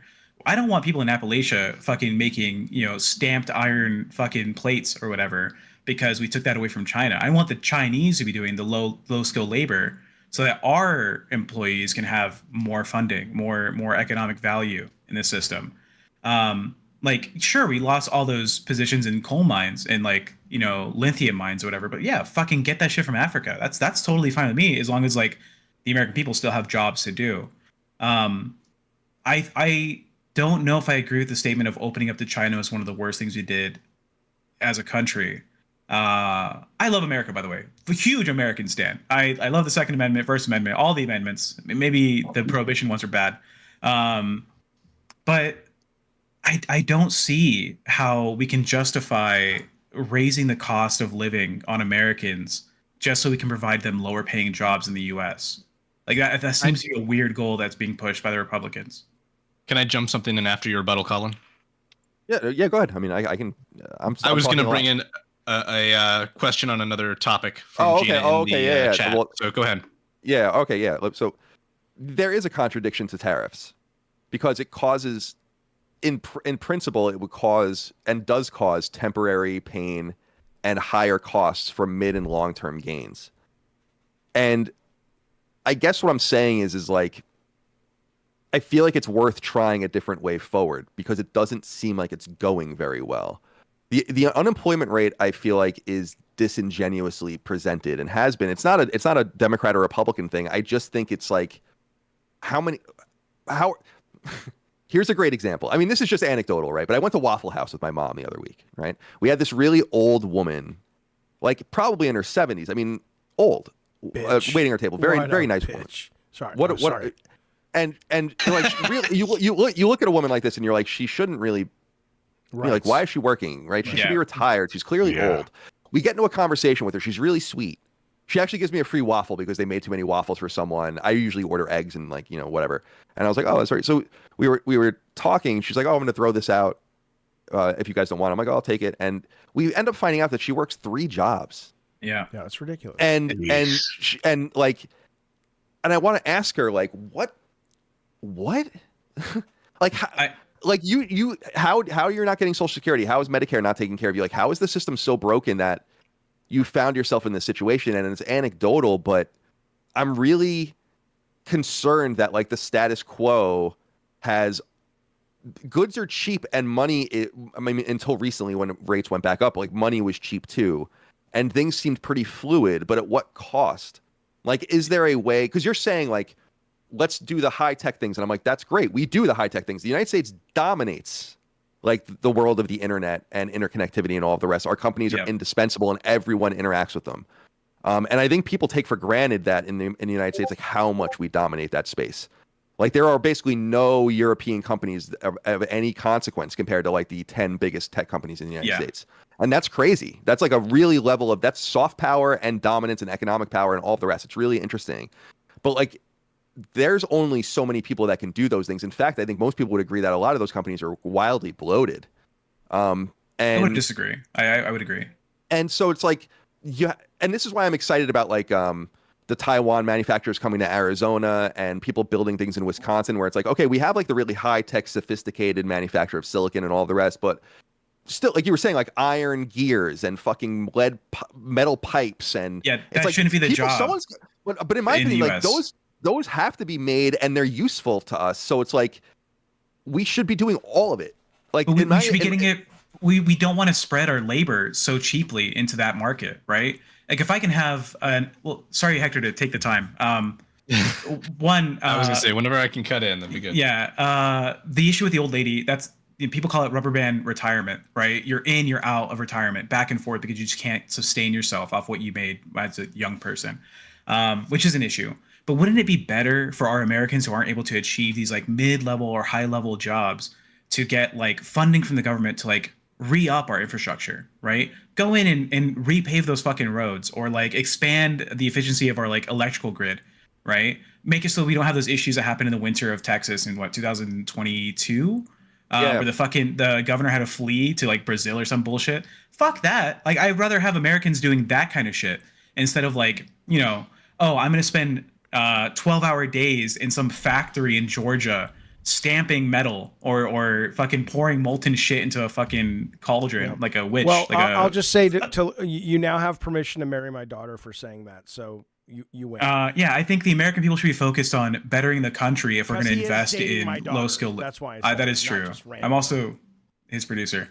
I think it's better for America to have these subsidies given by the government. If we are going to spend money, because I think we all agree, we send a ton of fucking money out of the country, right? Sometimes it's good. Sometimes it's not so beneficial for us. But if we saw a percentage of the Tech, do you hear that? Or am I the only one hearing that? Hear what? I don't hear anything. The sound that it's time for Hector to talk and you to shut the fuck up. Your ADHD is bad. Colin's engaged. It's not that Colin's not, but these guys pay and I want them to get. I pay. I didn't say. Well, that's true. Hector. I pay. Go, Hector. With his money. What I wanted to bring in was a question from Colin. I just want to make sure everybody gets a chance to say something before. All right, Colin. I wanted to bring in a question from Viadri in our Discord chat for Colin, saying, I have a personal politics question. I'm curious how you, Colin, feel about Greg Miller, since I don't know Greg that well, but curious to know how things played out. Also, do you have any animosity towards Miller? Be honest. Lastly, Colin doesn't seem very controversial to me. He reminds me more of a Joe Rogan, and Jaffe's like Kevin Smith to me. That's Regina. I'll take that. That sounds good to me. Yeah, that's nice. I respect both of those people. Kevin, I did a podcast back in the day with Greg, with Kevin Smith at Kevin Smith's house. And he was really nice. Yeah, I've met him only once. He was a super nice guy. He was really sweet all the time, though. But maybe that's I wanted to smoke with him, and I actually had a joint with me. Right. And I was afraid that he would say no. Why? And I would have to walk around with the rest of my life with the rejection that Kevin Smith didn't want to smoke a joint with me. Although I think it was like a 90-10 thing where he probably would have said yes. So I just was like, I'll just keep it to myself. Fair enough. I can't risk having. It's like why I want to never meet Larry David, because if I had a bad interaction with him, I'd probably kill myself. That's right. But yes, Greg. Okay, so Viadri, so Greg, I'm not going to get too deep into this. I mean, like, it's actually in 8 days, it'll be 8 years since I started Last Stand. And it's interesting that people are continuously fixated on this situation, which is, I respect that. I think it speaks to the power maybe of what Greg and I had together as hosts and friends and all the rest. I've said before, like I am much more amenable to doing something with him or even speaking with him than he is with me. And at some point you have to respect that. And so I wish him the best. I really have no animosity. At some point you kind of, and I don't know if you guys can relate, but and you probably can in your own ways. Like things become so distant that you kind of forget what you were even upset about. And the things that kind of shine through are like more positive memories. And I have a lot of animosity towards people and situations and things that happen to me, but it's not really aimed at him. And I think that a lot of people think that it is and like are fixated on that. And I'm like, no, it's like, it just kind of ended and it's too bad, but it's because podcasts are so intimate. Like you listen when you're driving, when you're working, they're long form. And there is maybe a sense of a real, I hate the term parasocial because it's always looked at negatively, but I do imagine for a lot of people that you guys are or were a real pivotal moment and part of their, life in a way that's not just like some guy on the radio, but you were really some kind of pal for them. And I imagine there's a little bit of response that comes from that, Yeah, I think it's like I said, I think it's a compliment. Yeah, and, I do too. And it's nice and I appreciate it. I just if it's weird and painful and unusual for people out there, imagine how weird and unusual and painful it is for you if you're in it. Yeah. We were basically married. Like he was your work wife. Yeah, like we lived together and we worked together, and he was my boss at IGN. We both ran IGN PlayStation together and did Podcast Beyond together. And all of the rest. And what we used to joke around about, because people used to ask us, like, don't you fucking aren't you sick of each other? And we'd be like, no, not really. Like, right.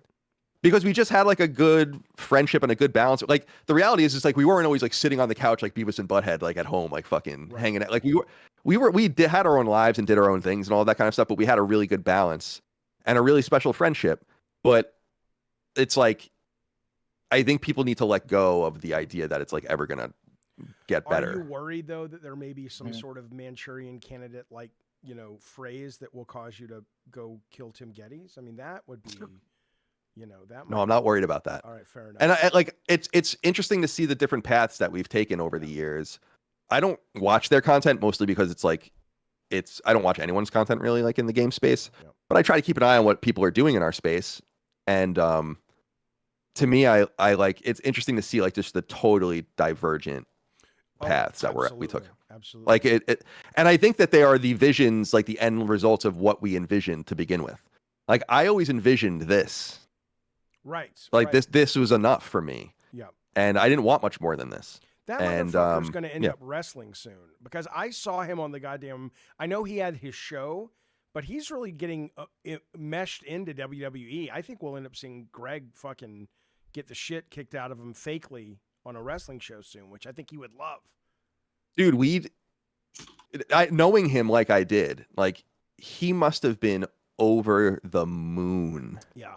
About working for WWE. Right. Like he must have been absolutely, and working for that. I think he still does. He does. Yeah. Like, it's like, oh my God, like that must have been just knowing him. It must have been like, that's like probably secondary to like writing a Superman story or something. Right. No doubt. Okay. Before Colin runs off, I know we got Jay Styles in here. We've got Rob, we've got Kanji. Is there anybody who wants to say something to Colin or ask him a question before he vanishes into the ether? No, I'm just here to chill and listen with you guys. Okay, well, I didn't tell. I got a question. Oh yeah, go ahead, Bukaki. You're a Jets fan, right? Yes. Is there ever a time in your life where you had as much hope as you did when you guys signed Aaron Rodgers, and then it just got instantly snatched away from you in that first snap when he tore his Achilles? Yeah, it was horrible. I mean, there have been like really, there have been a few like really painful moments. I actually think 2015 is an understated painful Jets moment when they were 10-6 but missed the playoffs. Oh yeah. And I wanted to cry like when that happened. We actually, I think, won 8 games in a row that year and like just lost the last game. And if we won, we would have been in the playoffs. And it was like, it's been 15 years now since we've been in the playoffs. But yeah, my uncle is a huge football fan, and I am obviously a huge football fan, and some people in my family. So we have a chat, and it's actually like a notorious message, and like my family jokes around about it still, where I was like, I can run through a fucking wall right now. I texted that to everyone right before the Jets Bills game that year, and then literally 10 minutes later, Aaron Rodgers goes down with the injury, and he was never the same. And now that it looks like he's probably going to go to the Steelers, like it's like, oh great, they'll go like 12-5. and he'll go to like a championship game. And the Jets play the Steelers this year, so that will be like, a 30-6 game. And the thing about the Jets, and this is where I get a little supernatural, I guess, is like there does seem to be there's like a curse to it. That's almost alluring. There has to be. Yeah, like there's a curse to it. And I don't know if you know the lore, but like a lot of people think that it has something to do with like Namath.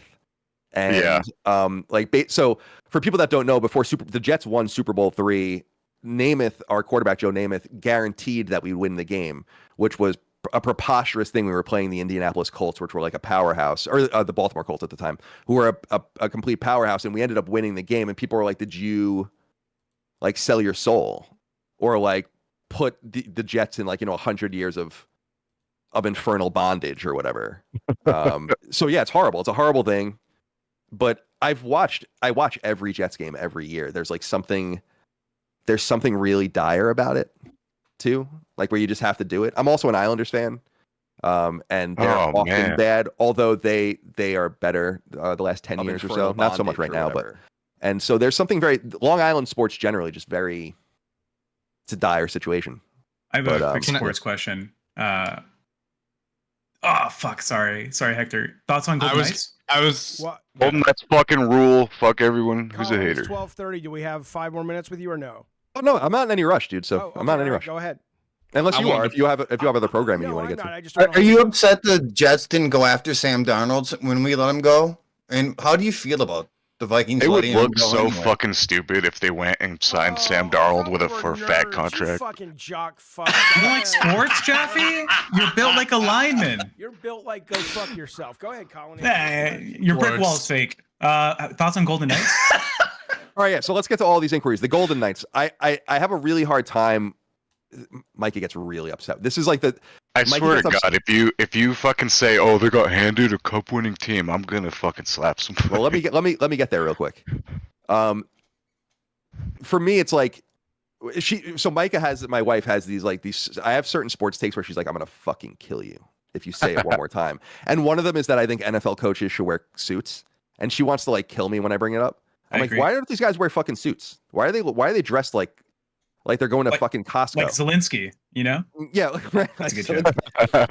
But I feel like I'm a huge NHL fan, and I came up with an NHL where that was expanding. The Sharks, the Lightning, like all these teams came in when I was a kid. And the thing about entering the NHL was that it was a rite of passage, and you were supposed to be really fucking bad. I remember when the Senators first year, they won 8 games. 8 games out of 80. That's fucking crazy. It's horrible. And then the Golden Knights come in with this fucking deeply manipulative drafting process, put an all-star team together. Hey, that was the other GM's fault for fucking allowing all those trades. Do you remember that the Islanders made a trade? The Islanders couldn't protect all of their players, so they made a trade where they're like, we'll give you like a tribute. Just leave us alone. That was literally like the thing. Like, we'll give you a pretty good player. Just don't come after our team.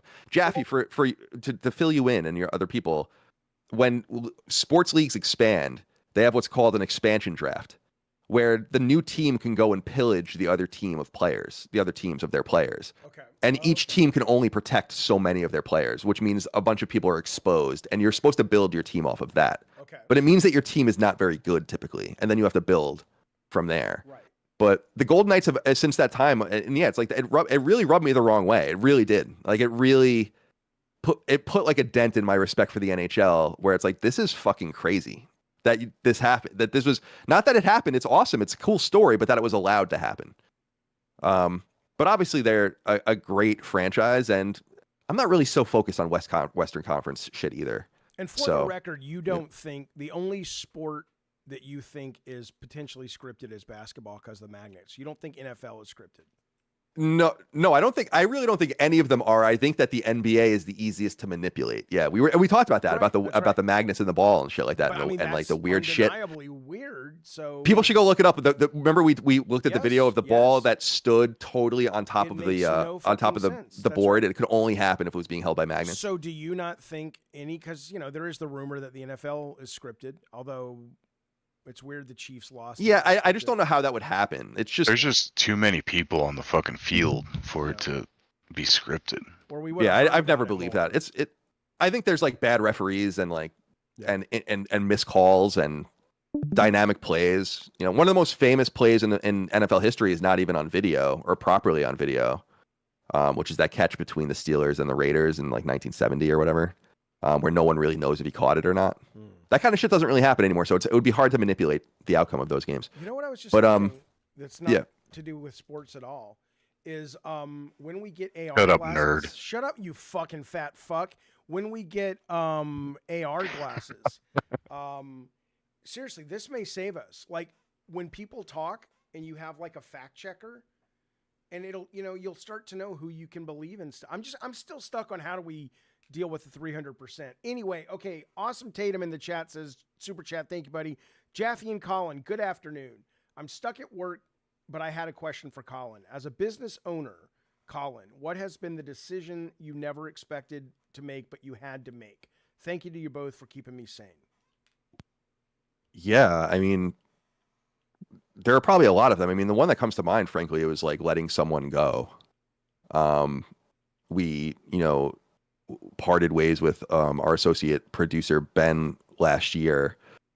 And it sucked because it was like, it was my fault. It's like, I have this person here and a lot of people interpret it as like, financial problem, which it really wasn't. It was just like, we didn't really have sufficient work for this person to do for us anymore. And I felt really bad about it because one of the things that stresses me out, I'm very anxious and stressed all the time. And it is all because of the business. People like rely on me. Things go wrong. We fucked our RSS feeds up the other week and like made a big catastrophe for ourselves for no reason. And it's like, Jesus fucking Christ, man. Like, so I just feel like that was a really difficult thing because you don't want to have those conversations. You don't want to let people go, like talent, good people.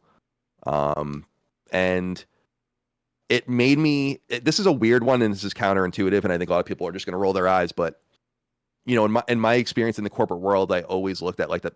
I survived multiple rounds of layoffs in my media career, and friends of mine would get laid off and we'd go to these Irish wakes and shit like that, and fucking just badmouth these people and all of the rest. And it's like, yeah, maybe it's a little more complicated than that, so it gave me a little bit of perspective too. Hector, what did you have for Colin? I was just going to mention the same thing that you brought in the chat.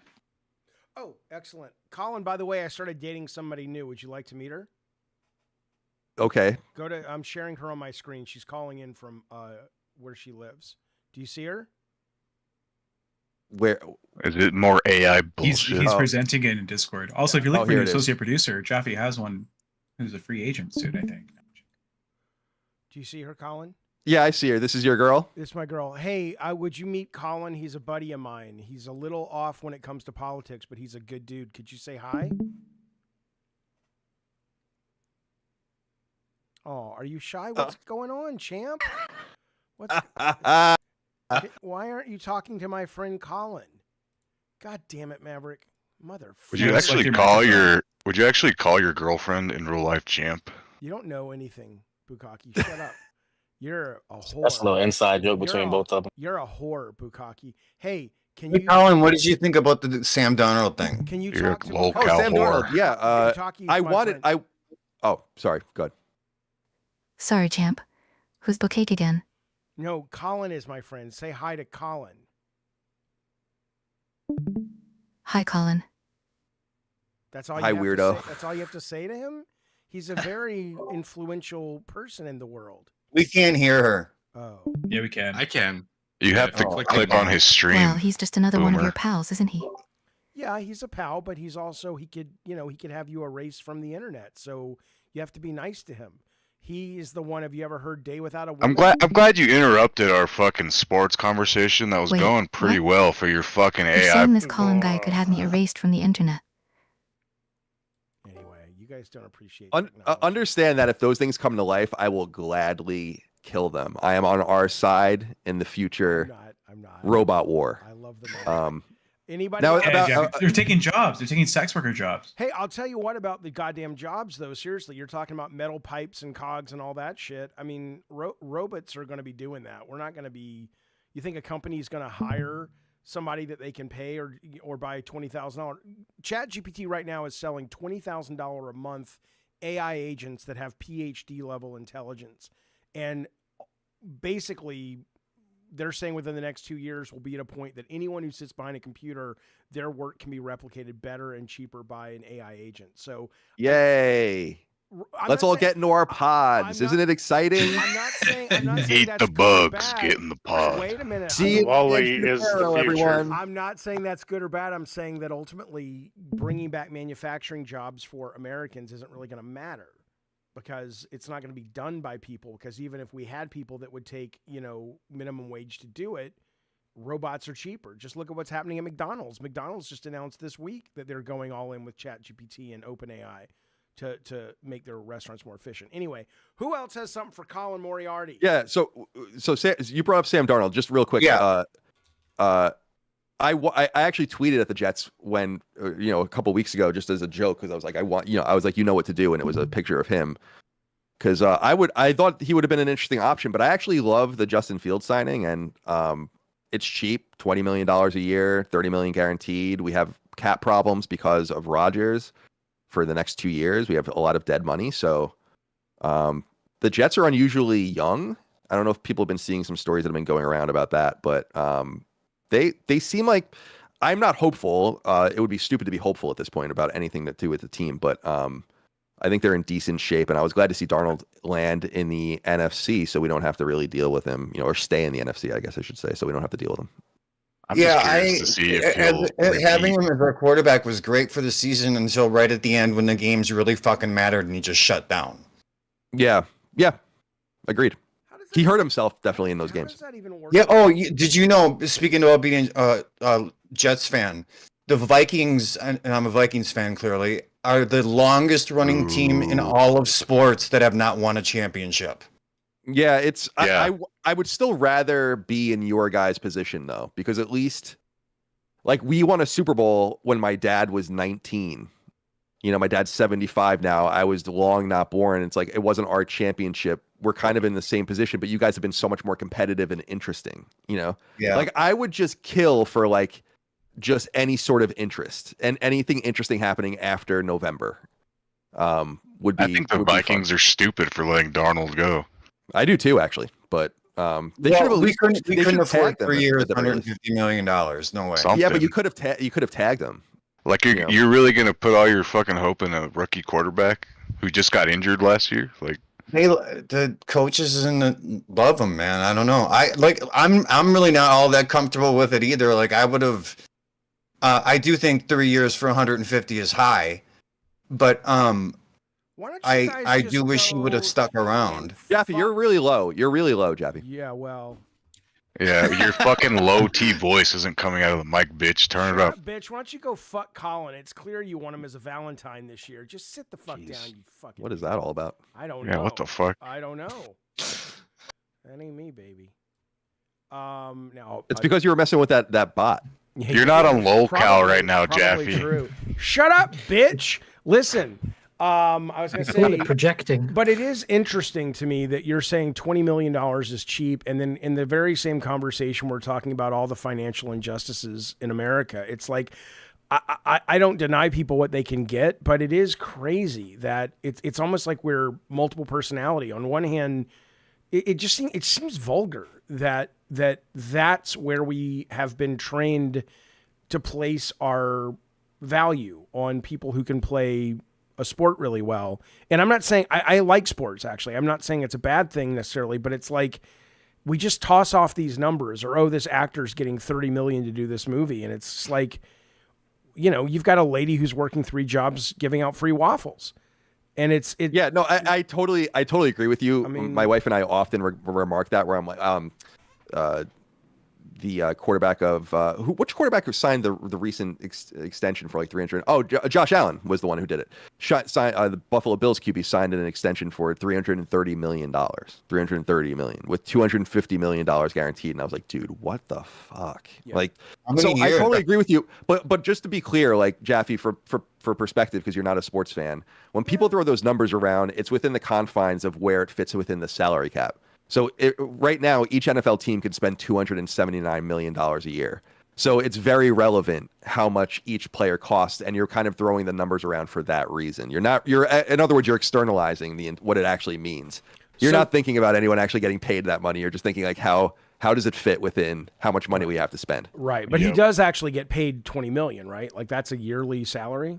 Yeah, but NFL contracts are so like in the NHL, contracts are almost always guaranteed. So like when you sign an 8-year, $80 million big money contract, it's all guaranteed.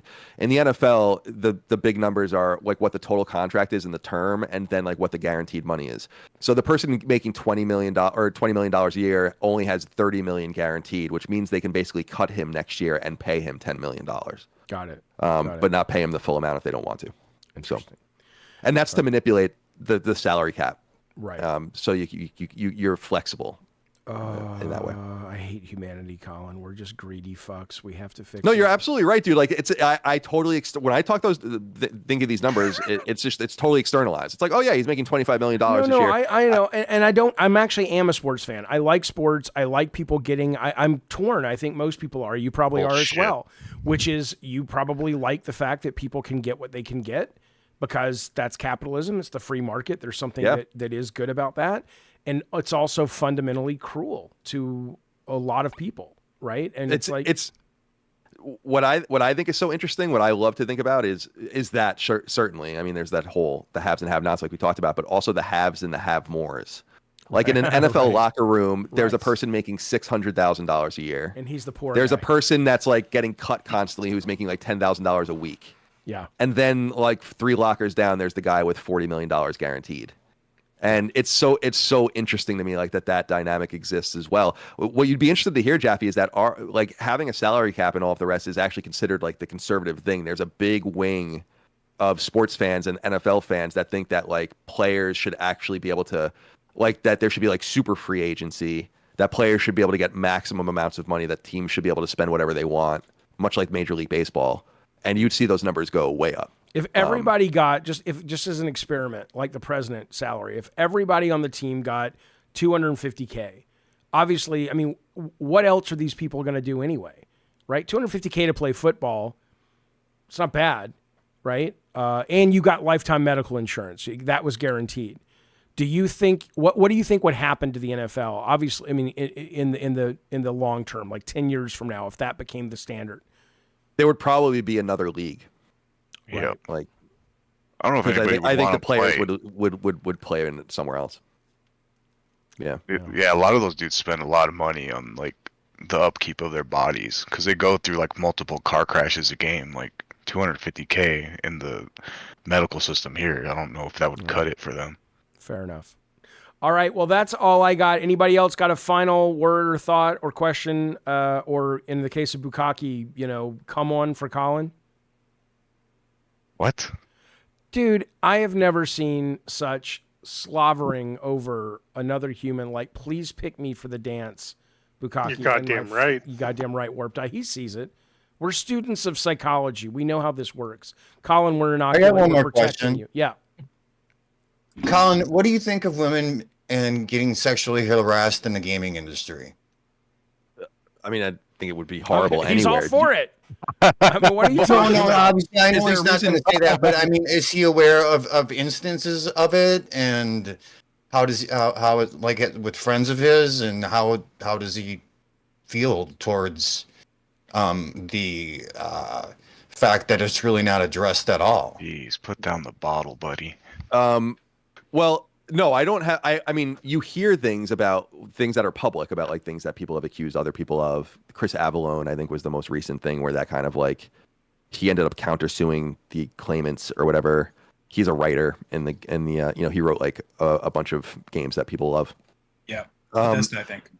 But I had never. One of the things that I was always kind of fascinated about in my time in the industry was like how egalitarian, from my perspective, it felt in the space. However, I have the perspective of like a male, so it's unclear what the women around me really thought. But when I think about the women editors that like I worked with at IGN specifically, it seemed like they were all just kind of part of the crew. And I had never heard of anything happening with any of the people that I personally knew. But by the time I was out, because I've been out for more than 10 years now, then some of these things started to pop up and become much more dramatic with people that I knew that worked there, but things that happened after I was gone, I guess. It makes me kind of sad when you hear, there was actually I don't really know anything about streamers, so I kind of speak from a place of ignorance, but there was that thing where these female streamers were recently harassed or whatever. Yeah. Oh yeah, and then that lady in Japan got stabbed.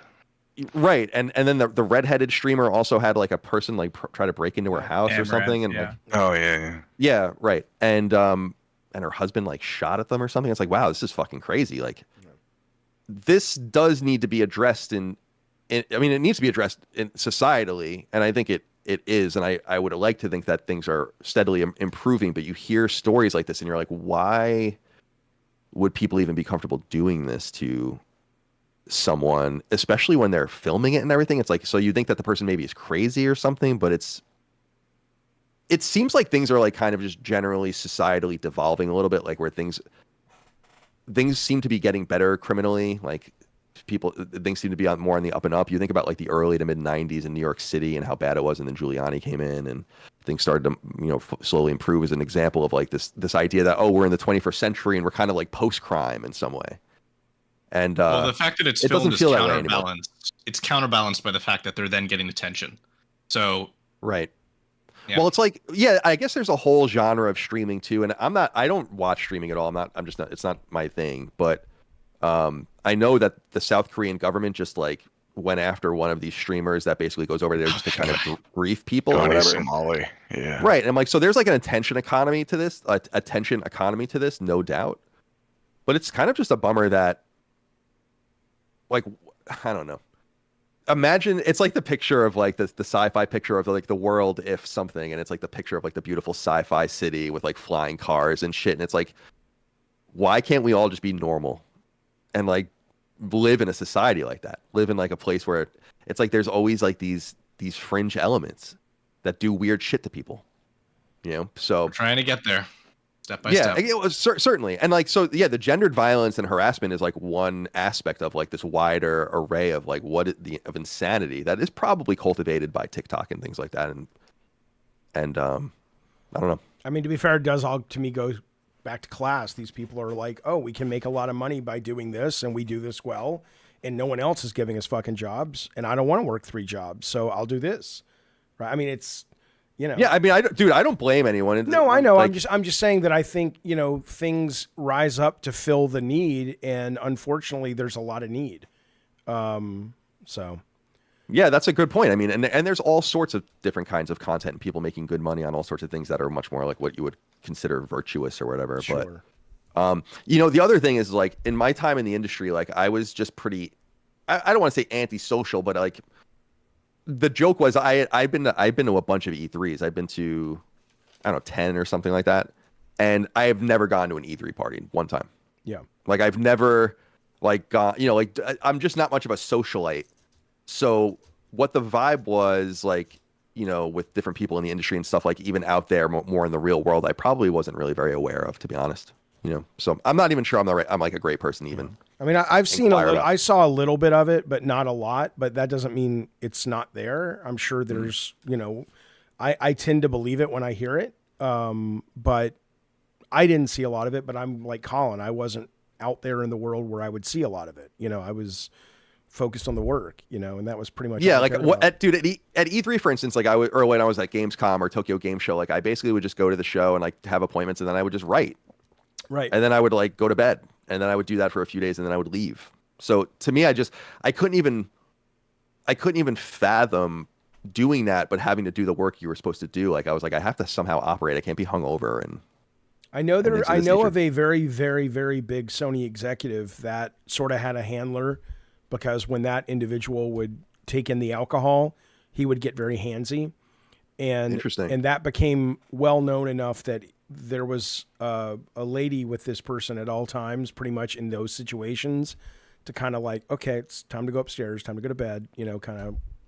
Which it was you. Yeah. Shut up. It's by the way, how embarrassing. For what? You know, like how embarrassing that you are a person that needs a handler like that. That's like why that, he like, only you can't- talks to AI ladies now. He can't be around the real deal. But the yeah, that's right. That's a court. Well, no, I'm not that's talking a about you, court. Jackie. That's I'm a court saying, thing. I'm saying I a know you're hypothetical. not.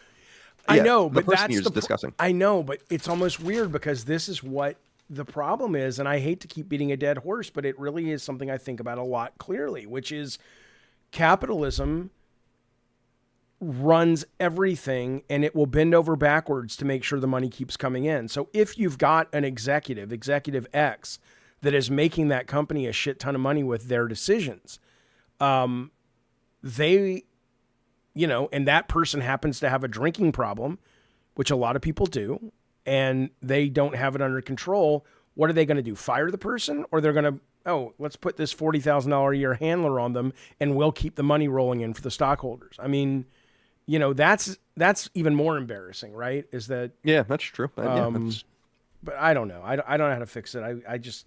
The older I get, Colin, the sadder I get about the whole thing. And it sounds like you're kind of the same, where you're just starting to recognize that inequality.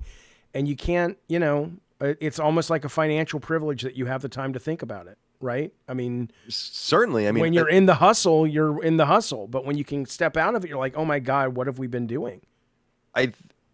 I've said this before to you, Jaffe, and we've reflected on this, is like, I come from a very female family, like lots of women in my family, tons of women. Like it's a very matriarchal system. That's hot. And I think that like I think I'm just more tuned in. I have sisters, aunts, my mom, like female cousins. Right. I think I'm just a little more in tune with like the reality on the ground for women than I think maybe most people like. And you can just observe there's just a difference between the way men and women are treated, and it sucks. It's like horrible, actually, you know. Like people just can't control themselves. It's just strange. It is. I agree. It's very, sometimes I think about like how much of it is, you know, scientific, like, you know, evolution. It's like maybe there are some brains that are just sort of not as, I don't mean like they're not smart or valuable members of the society, but it's like maybe they have a bit more in the front of the brain versus the back of the brain. And so they are a bit more controlled by animal instincts than, and, you know, I mean, seriously, I mean, it may come down to something like that, because I agree. I can't relate to a lot of these guys. It's like, dude, don't do that. What is the matter with you? You know, when I see these guys catcalling women, I'm like, are you fucking an idiot? Like, what got it in your head that this woman is suddenly going to be happy that you're like, hey, baby, what's up, baby? You look great. Come on, smile, sweetheart. It's like, what are you doing? That makes them incredibly uncomfortable and scared, and you're a fucking creep. But I don't know what motivates All right. it. They're not going to fuck you, Jaffe. Move on. Listen, they will, and they have, and it's exactly because I say things like that. They call me White Knight when they come. They say, oh, thank you, White Knight. And I say, you got it. You got it, champ. Women are so weak. They need you to protect them. Oh my God, I know. It's a fucking pain in the ass. All right, listen, Colin, thank you so much for all the time. You're welcome. I really appreciated it. I will see you on Friday on Constellation. And that'll be fun. I'm looking forward to it. Guys, say goodbye to Colin. I'll stay on the chat with you guys for a few minutes. Colin. Bye. Nice to meet you guys. Good to see you. Be well. Nice talking to you, Colin. Thanks, Take it buddy. easy. Hey, and if you want me to hook you up with an AI girlfriend, not a problem, pal. I got a couple credits. I can float you. You're out of your mind. I'll see you on Friday. Thank you. All right. Bye, guys. Be well. Well, there he goes, fellas. There goes Colin the Moriarty. How was that? Do we like lunch with other people, bringing them in, or would we rather it be like it was before, where it's just we just sit around and watch YouTube videos? What do you guys think? I think That both went are well good. for me. But Colin, Colin. He's an interesting guy. So he's Yeah, cool. it's clear you liked him, Bukaki. I could tell. Jesus. That guy's hot. Bro, this isn't Fun to low look at. power. You don't have to manufacture drama here, okay? No, I know. Romance just seeps out of it, automatically. What? Because I asked him about fucking sports. Fucking dork. I like how Jay Styles comes in, upgrades his membership last night, doesn't say a fucking word. He's like a mime at this point. He may as well. I was just vibing the whole time. You may as well just fucking. I was playing Metaphor too, so it was like. All right. So we were kind of just background for you, Jay. I understand. That's fine. What's your shirt? Is that Dragon Ball? What is on your shirt? My Hero. Gotcha. My Hero Academia. Right. Gotcha. Okay, so we'll keep doing it. We'll try to get Alana in here next month and do a chat with her, and we'll go from ghosting there. you? Nah, maybe. I don't know. Shut up. No, bastard. All right. Damn. Anybody else? Did I miss anything? Are we all good? Otherwise, Tech, I'll call you in 10 minutes. Sounds good. I thought you were gonna hang out in here now. Well, this is me hanging out, and now this is me saying. Oh, this was the hangout. Well, okay. because think about it. So now we've got to do we're doing a Madhouse tonight, and then we're doing a Madhouse tomorrow morning. Oh my god! Yeah. And I don't have anything planned for either. I mean, I've seen clips. What planning do you do? I plan the shit out of all my shows, including shows here. I find. What's Bukaki's Death Watch at right now? Is it next month? Oh, I know. Yeah. I mean, the fact that you're still speaking without a tube down your throat is impressive. I appreciate it. I appreciate the effort you put in to sort of wheel your way over to the keyboard and hit power. Oh, well, I'm sure, the bastions of health, Jaffe and Tech Protect, judging me. It's not about that. It's about genetics. I'm so much older than you. You'll die very soon. And it's got nothing, and it has nothing to do with, health. It has to do with just the hand you were dealt. And it was a shitty hand, man. Shouldn't have done all those drugs. No, I shouldn't, maybe try leaving some good music. Drugs are bad. Behind. Drugs are bad. Yeah, that's right. Now, Bukaki Wishing will for be good health fine. for you, man. The worst thing you ever did was tell people you had bad health, because now we're just going to give you shit for it. But you're going to be fine. You live in fucking 2025. I think it's funny when people actually are like, "Oh my god, I can't believe he just said that." Said what? What I said? Yeah, like you saying like you're gonna die soon and shit. People actually you are get going to offended. die soon, and they're already figuring out the size of the coffin because it's going to be a big one. I don't even know if they make coffins that big at this point. Like maybe they'll maybe they'll marry in a grand piano or something. I don't fucking know. But the point is, just don't. You're fatter than me. No, I'm not fatter than you. This is intellect that you see on my body. My brain is so large that it just seeps into all the different places you see. Subdermal. Fuck yeah. I say just put me in a refrigerator box. There you go, Warped Eye. Listen, I'm actually I might spend half my day figuring out how to make a visual where you can put a little spigot in Boogie's fat and drain syrup out of it for the show tonight. That may be that may be what the sub goal is tonight. I had to go to sleep last night. Did you reach your goal? Oh yeah, we totally did. It was awesome. Awesome. And then the night before we reached our goal, so now it's kind of addictive. But like the psychic thing. We didn't do the psychic thing. The night before we made a Keemstar AI. And then last night we had a machine that went into Boogie's brain to see what motivates him to run fast. And that we paid a lot of money to go to the very depths of his brain, and that's in there. And I think tonight for every 10 members, you get to turn the spigot on Boogie's stomach and different things will come out. I think that's what we're going to do, but I'm not sure yet. Are you excited about the time change? No. Yes and no. I'm excited because it means this channel, I think, will be able to have more gaming content. Because what's hard is the Madhouse channel, because it's so new, I'm still figuring out what it is, so it takes a little more time. But by the time I'm done, I'm exhausted. Whereas I think now I'll have, I can do Madhouse, take a nap, get up, have 3 hours to prep a Gabbin' and Games or whatever, and then do a Gabbin' and Games at 6, 7 o'clock. So I actually think it's going to be. Sure. You know what, Bukaki? Listen, when I want you to promise me something seriously, because you've been a member here for a long time.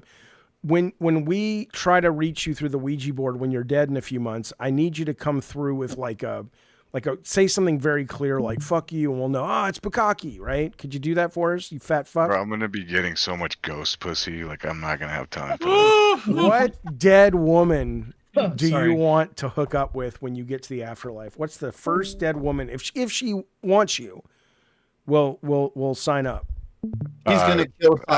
They don't need to be alive. I'll be a ghost, so I can assault anyone. Oh, you're gonna assault living God. people. Okay, I thought you were gonna go after like classic beauties like Princess Grace or Natalie Wood or something like that. But you're saying you're gonna. Okay. So, no, I'm gonna start the list of e-girls I'm gonna assault as a ghost right now. Man, I'll tell you what, you're gonna go to ghost jail.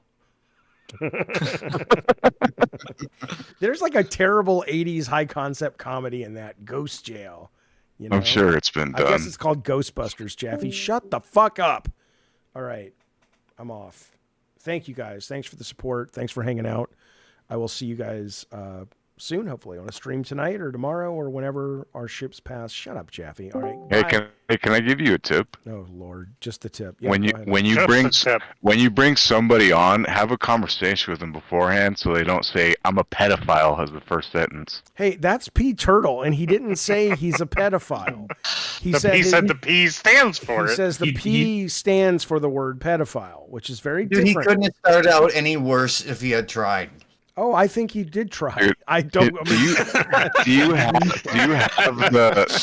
unedited version of that? Because I really wanted to go back to watch that because that was like the funniest thing I've ever seen. Yeah, that was so fucking satisfying to see that P Turtle gets literally like vocally smashed by those.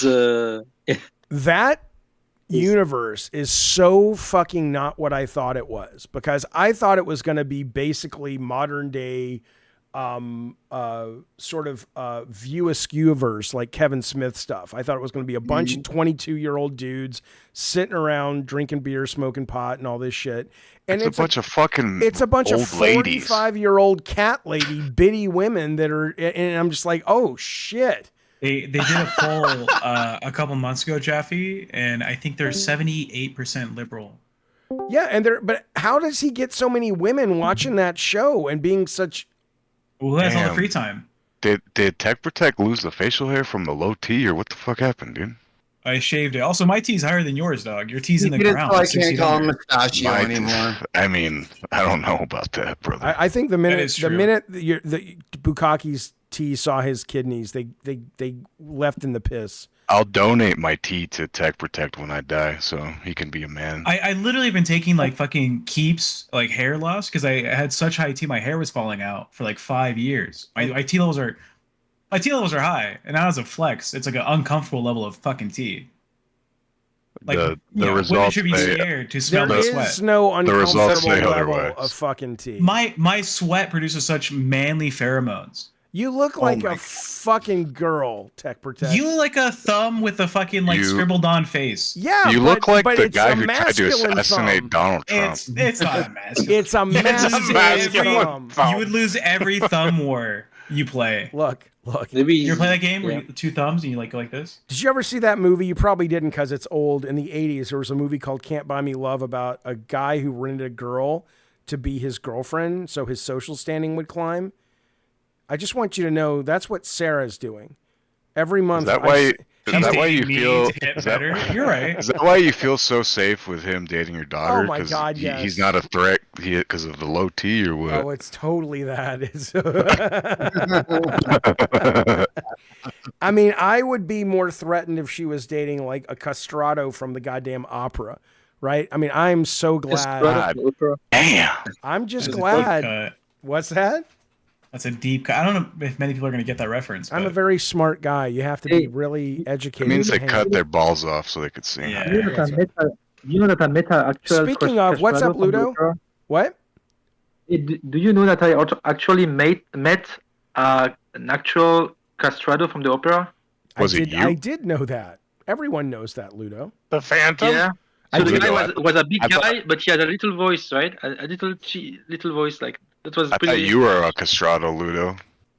Did they talk like Bukkake. this when they weren't singing? What the fuck are you talking about, Bukkake, right now? No, seriously, Ludo, is this how they talked? Just normally? Like, oh, I'd like to order a Big Mac and french fries?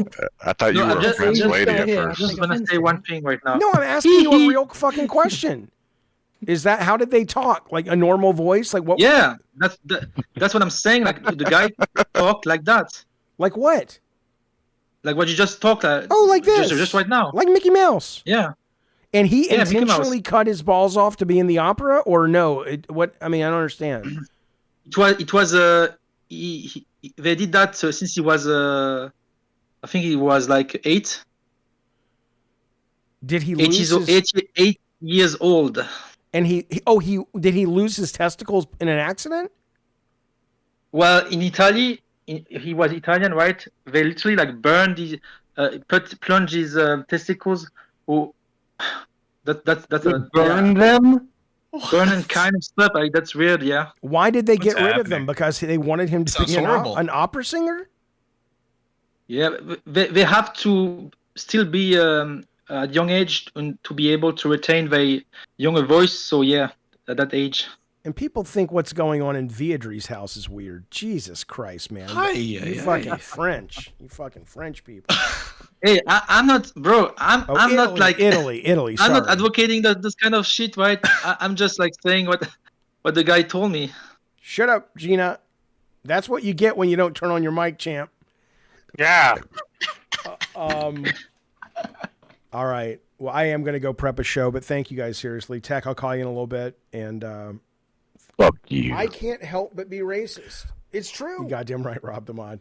All right. Bye, you guys. Okay. Bye. No, what were you going to say? Go ahead. No, I just wanted to ask Bukake something. Go ahead. Bukake, I mean, the way that you speak right now, it's like you are like assuming that you're gonna die soon. Like, what the fuck? Yeah, it's true. That I went to the doctor. He Like you literally said that you're gonna donate to protect your teeth. And what the fuck? My testosterone, brother. Pay attention, man. Okay. And let's be clear. I want to be very clear in public on this. When he dies, you guys cannot come. You can come back at me and say, "Don't you feel bad now, Jaffe?" No. I'm fully aware that I'm saying this, and he'll be dead soon, and I don't care. Okay. I'll donate my skull to you, Jaffe, so you can use it on stream. I would love it if I had your skull in the back of the wall. Oh my God, Bukake, if you die, you have to leave your skull to the stream. We would proudly display it. Bukake the skull. Please make me a character on LOLCal. Oh, I will make you a character, and I'll give it a little mouth with a piano wire string, and it'll be like, it'll be so great. Jaffe, you could go so far as make a taxidermist of him. Absolutely. Bukake, what are you doing tonight? You want to come on LOLCal tonight? Nah, I'm gonna have dialysis, so I'll probably be pretty tired. Bitch. What about tomorrow morning at 9:30? People will like you. You're a funny I'll fella. probably be asleep. Oh my. Hi, universe. I would like better opportunities in my life. Oh, no, thank you. No, thank you. I understand. No, I understand. All right. I'll message you tonight. Yeah, why don't you do that, you fuck. All right. Be well, you guys. Bye, everybody. Thank you, seriously. I'll talk to you later. Bye, guys. Later.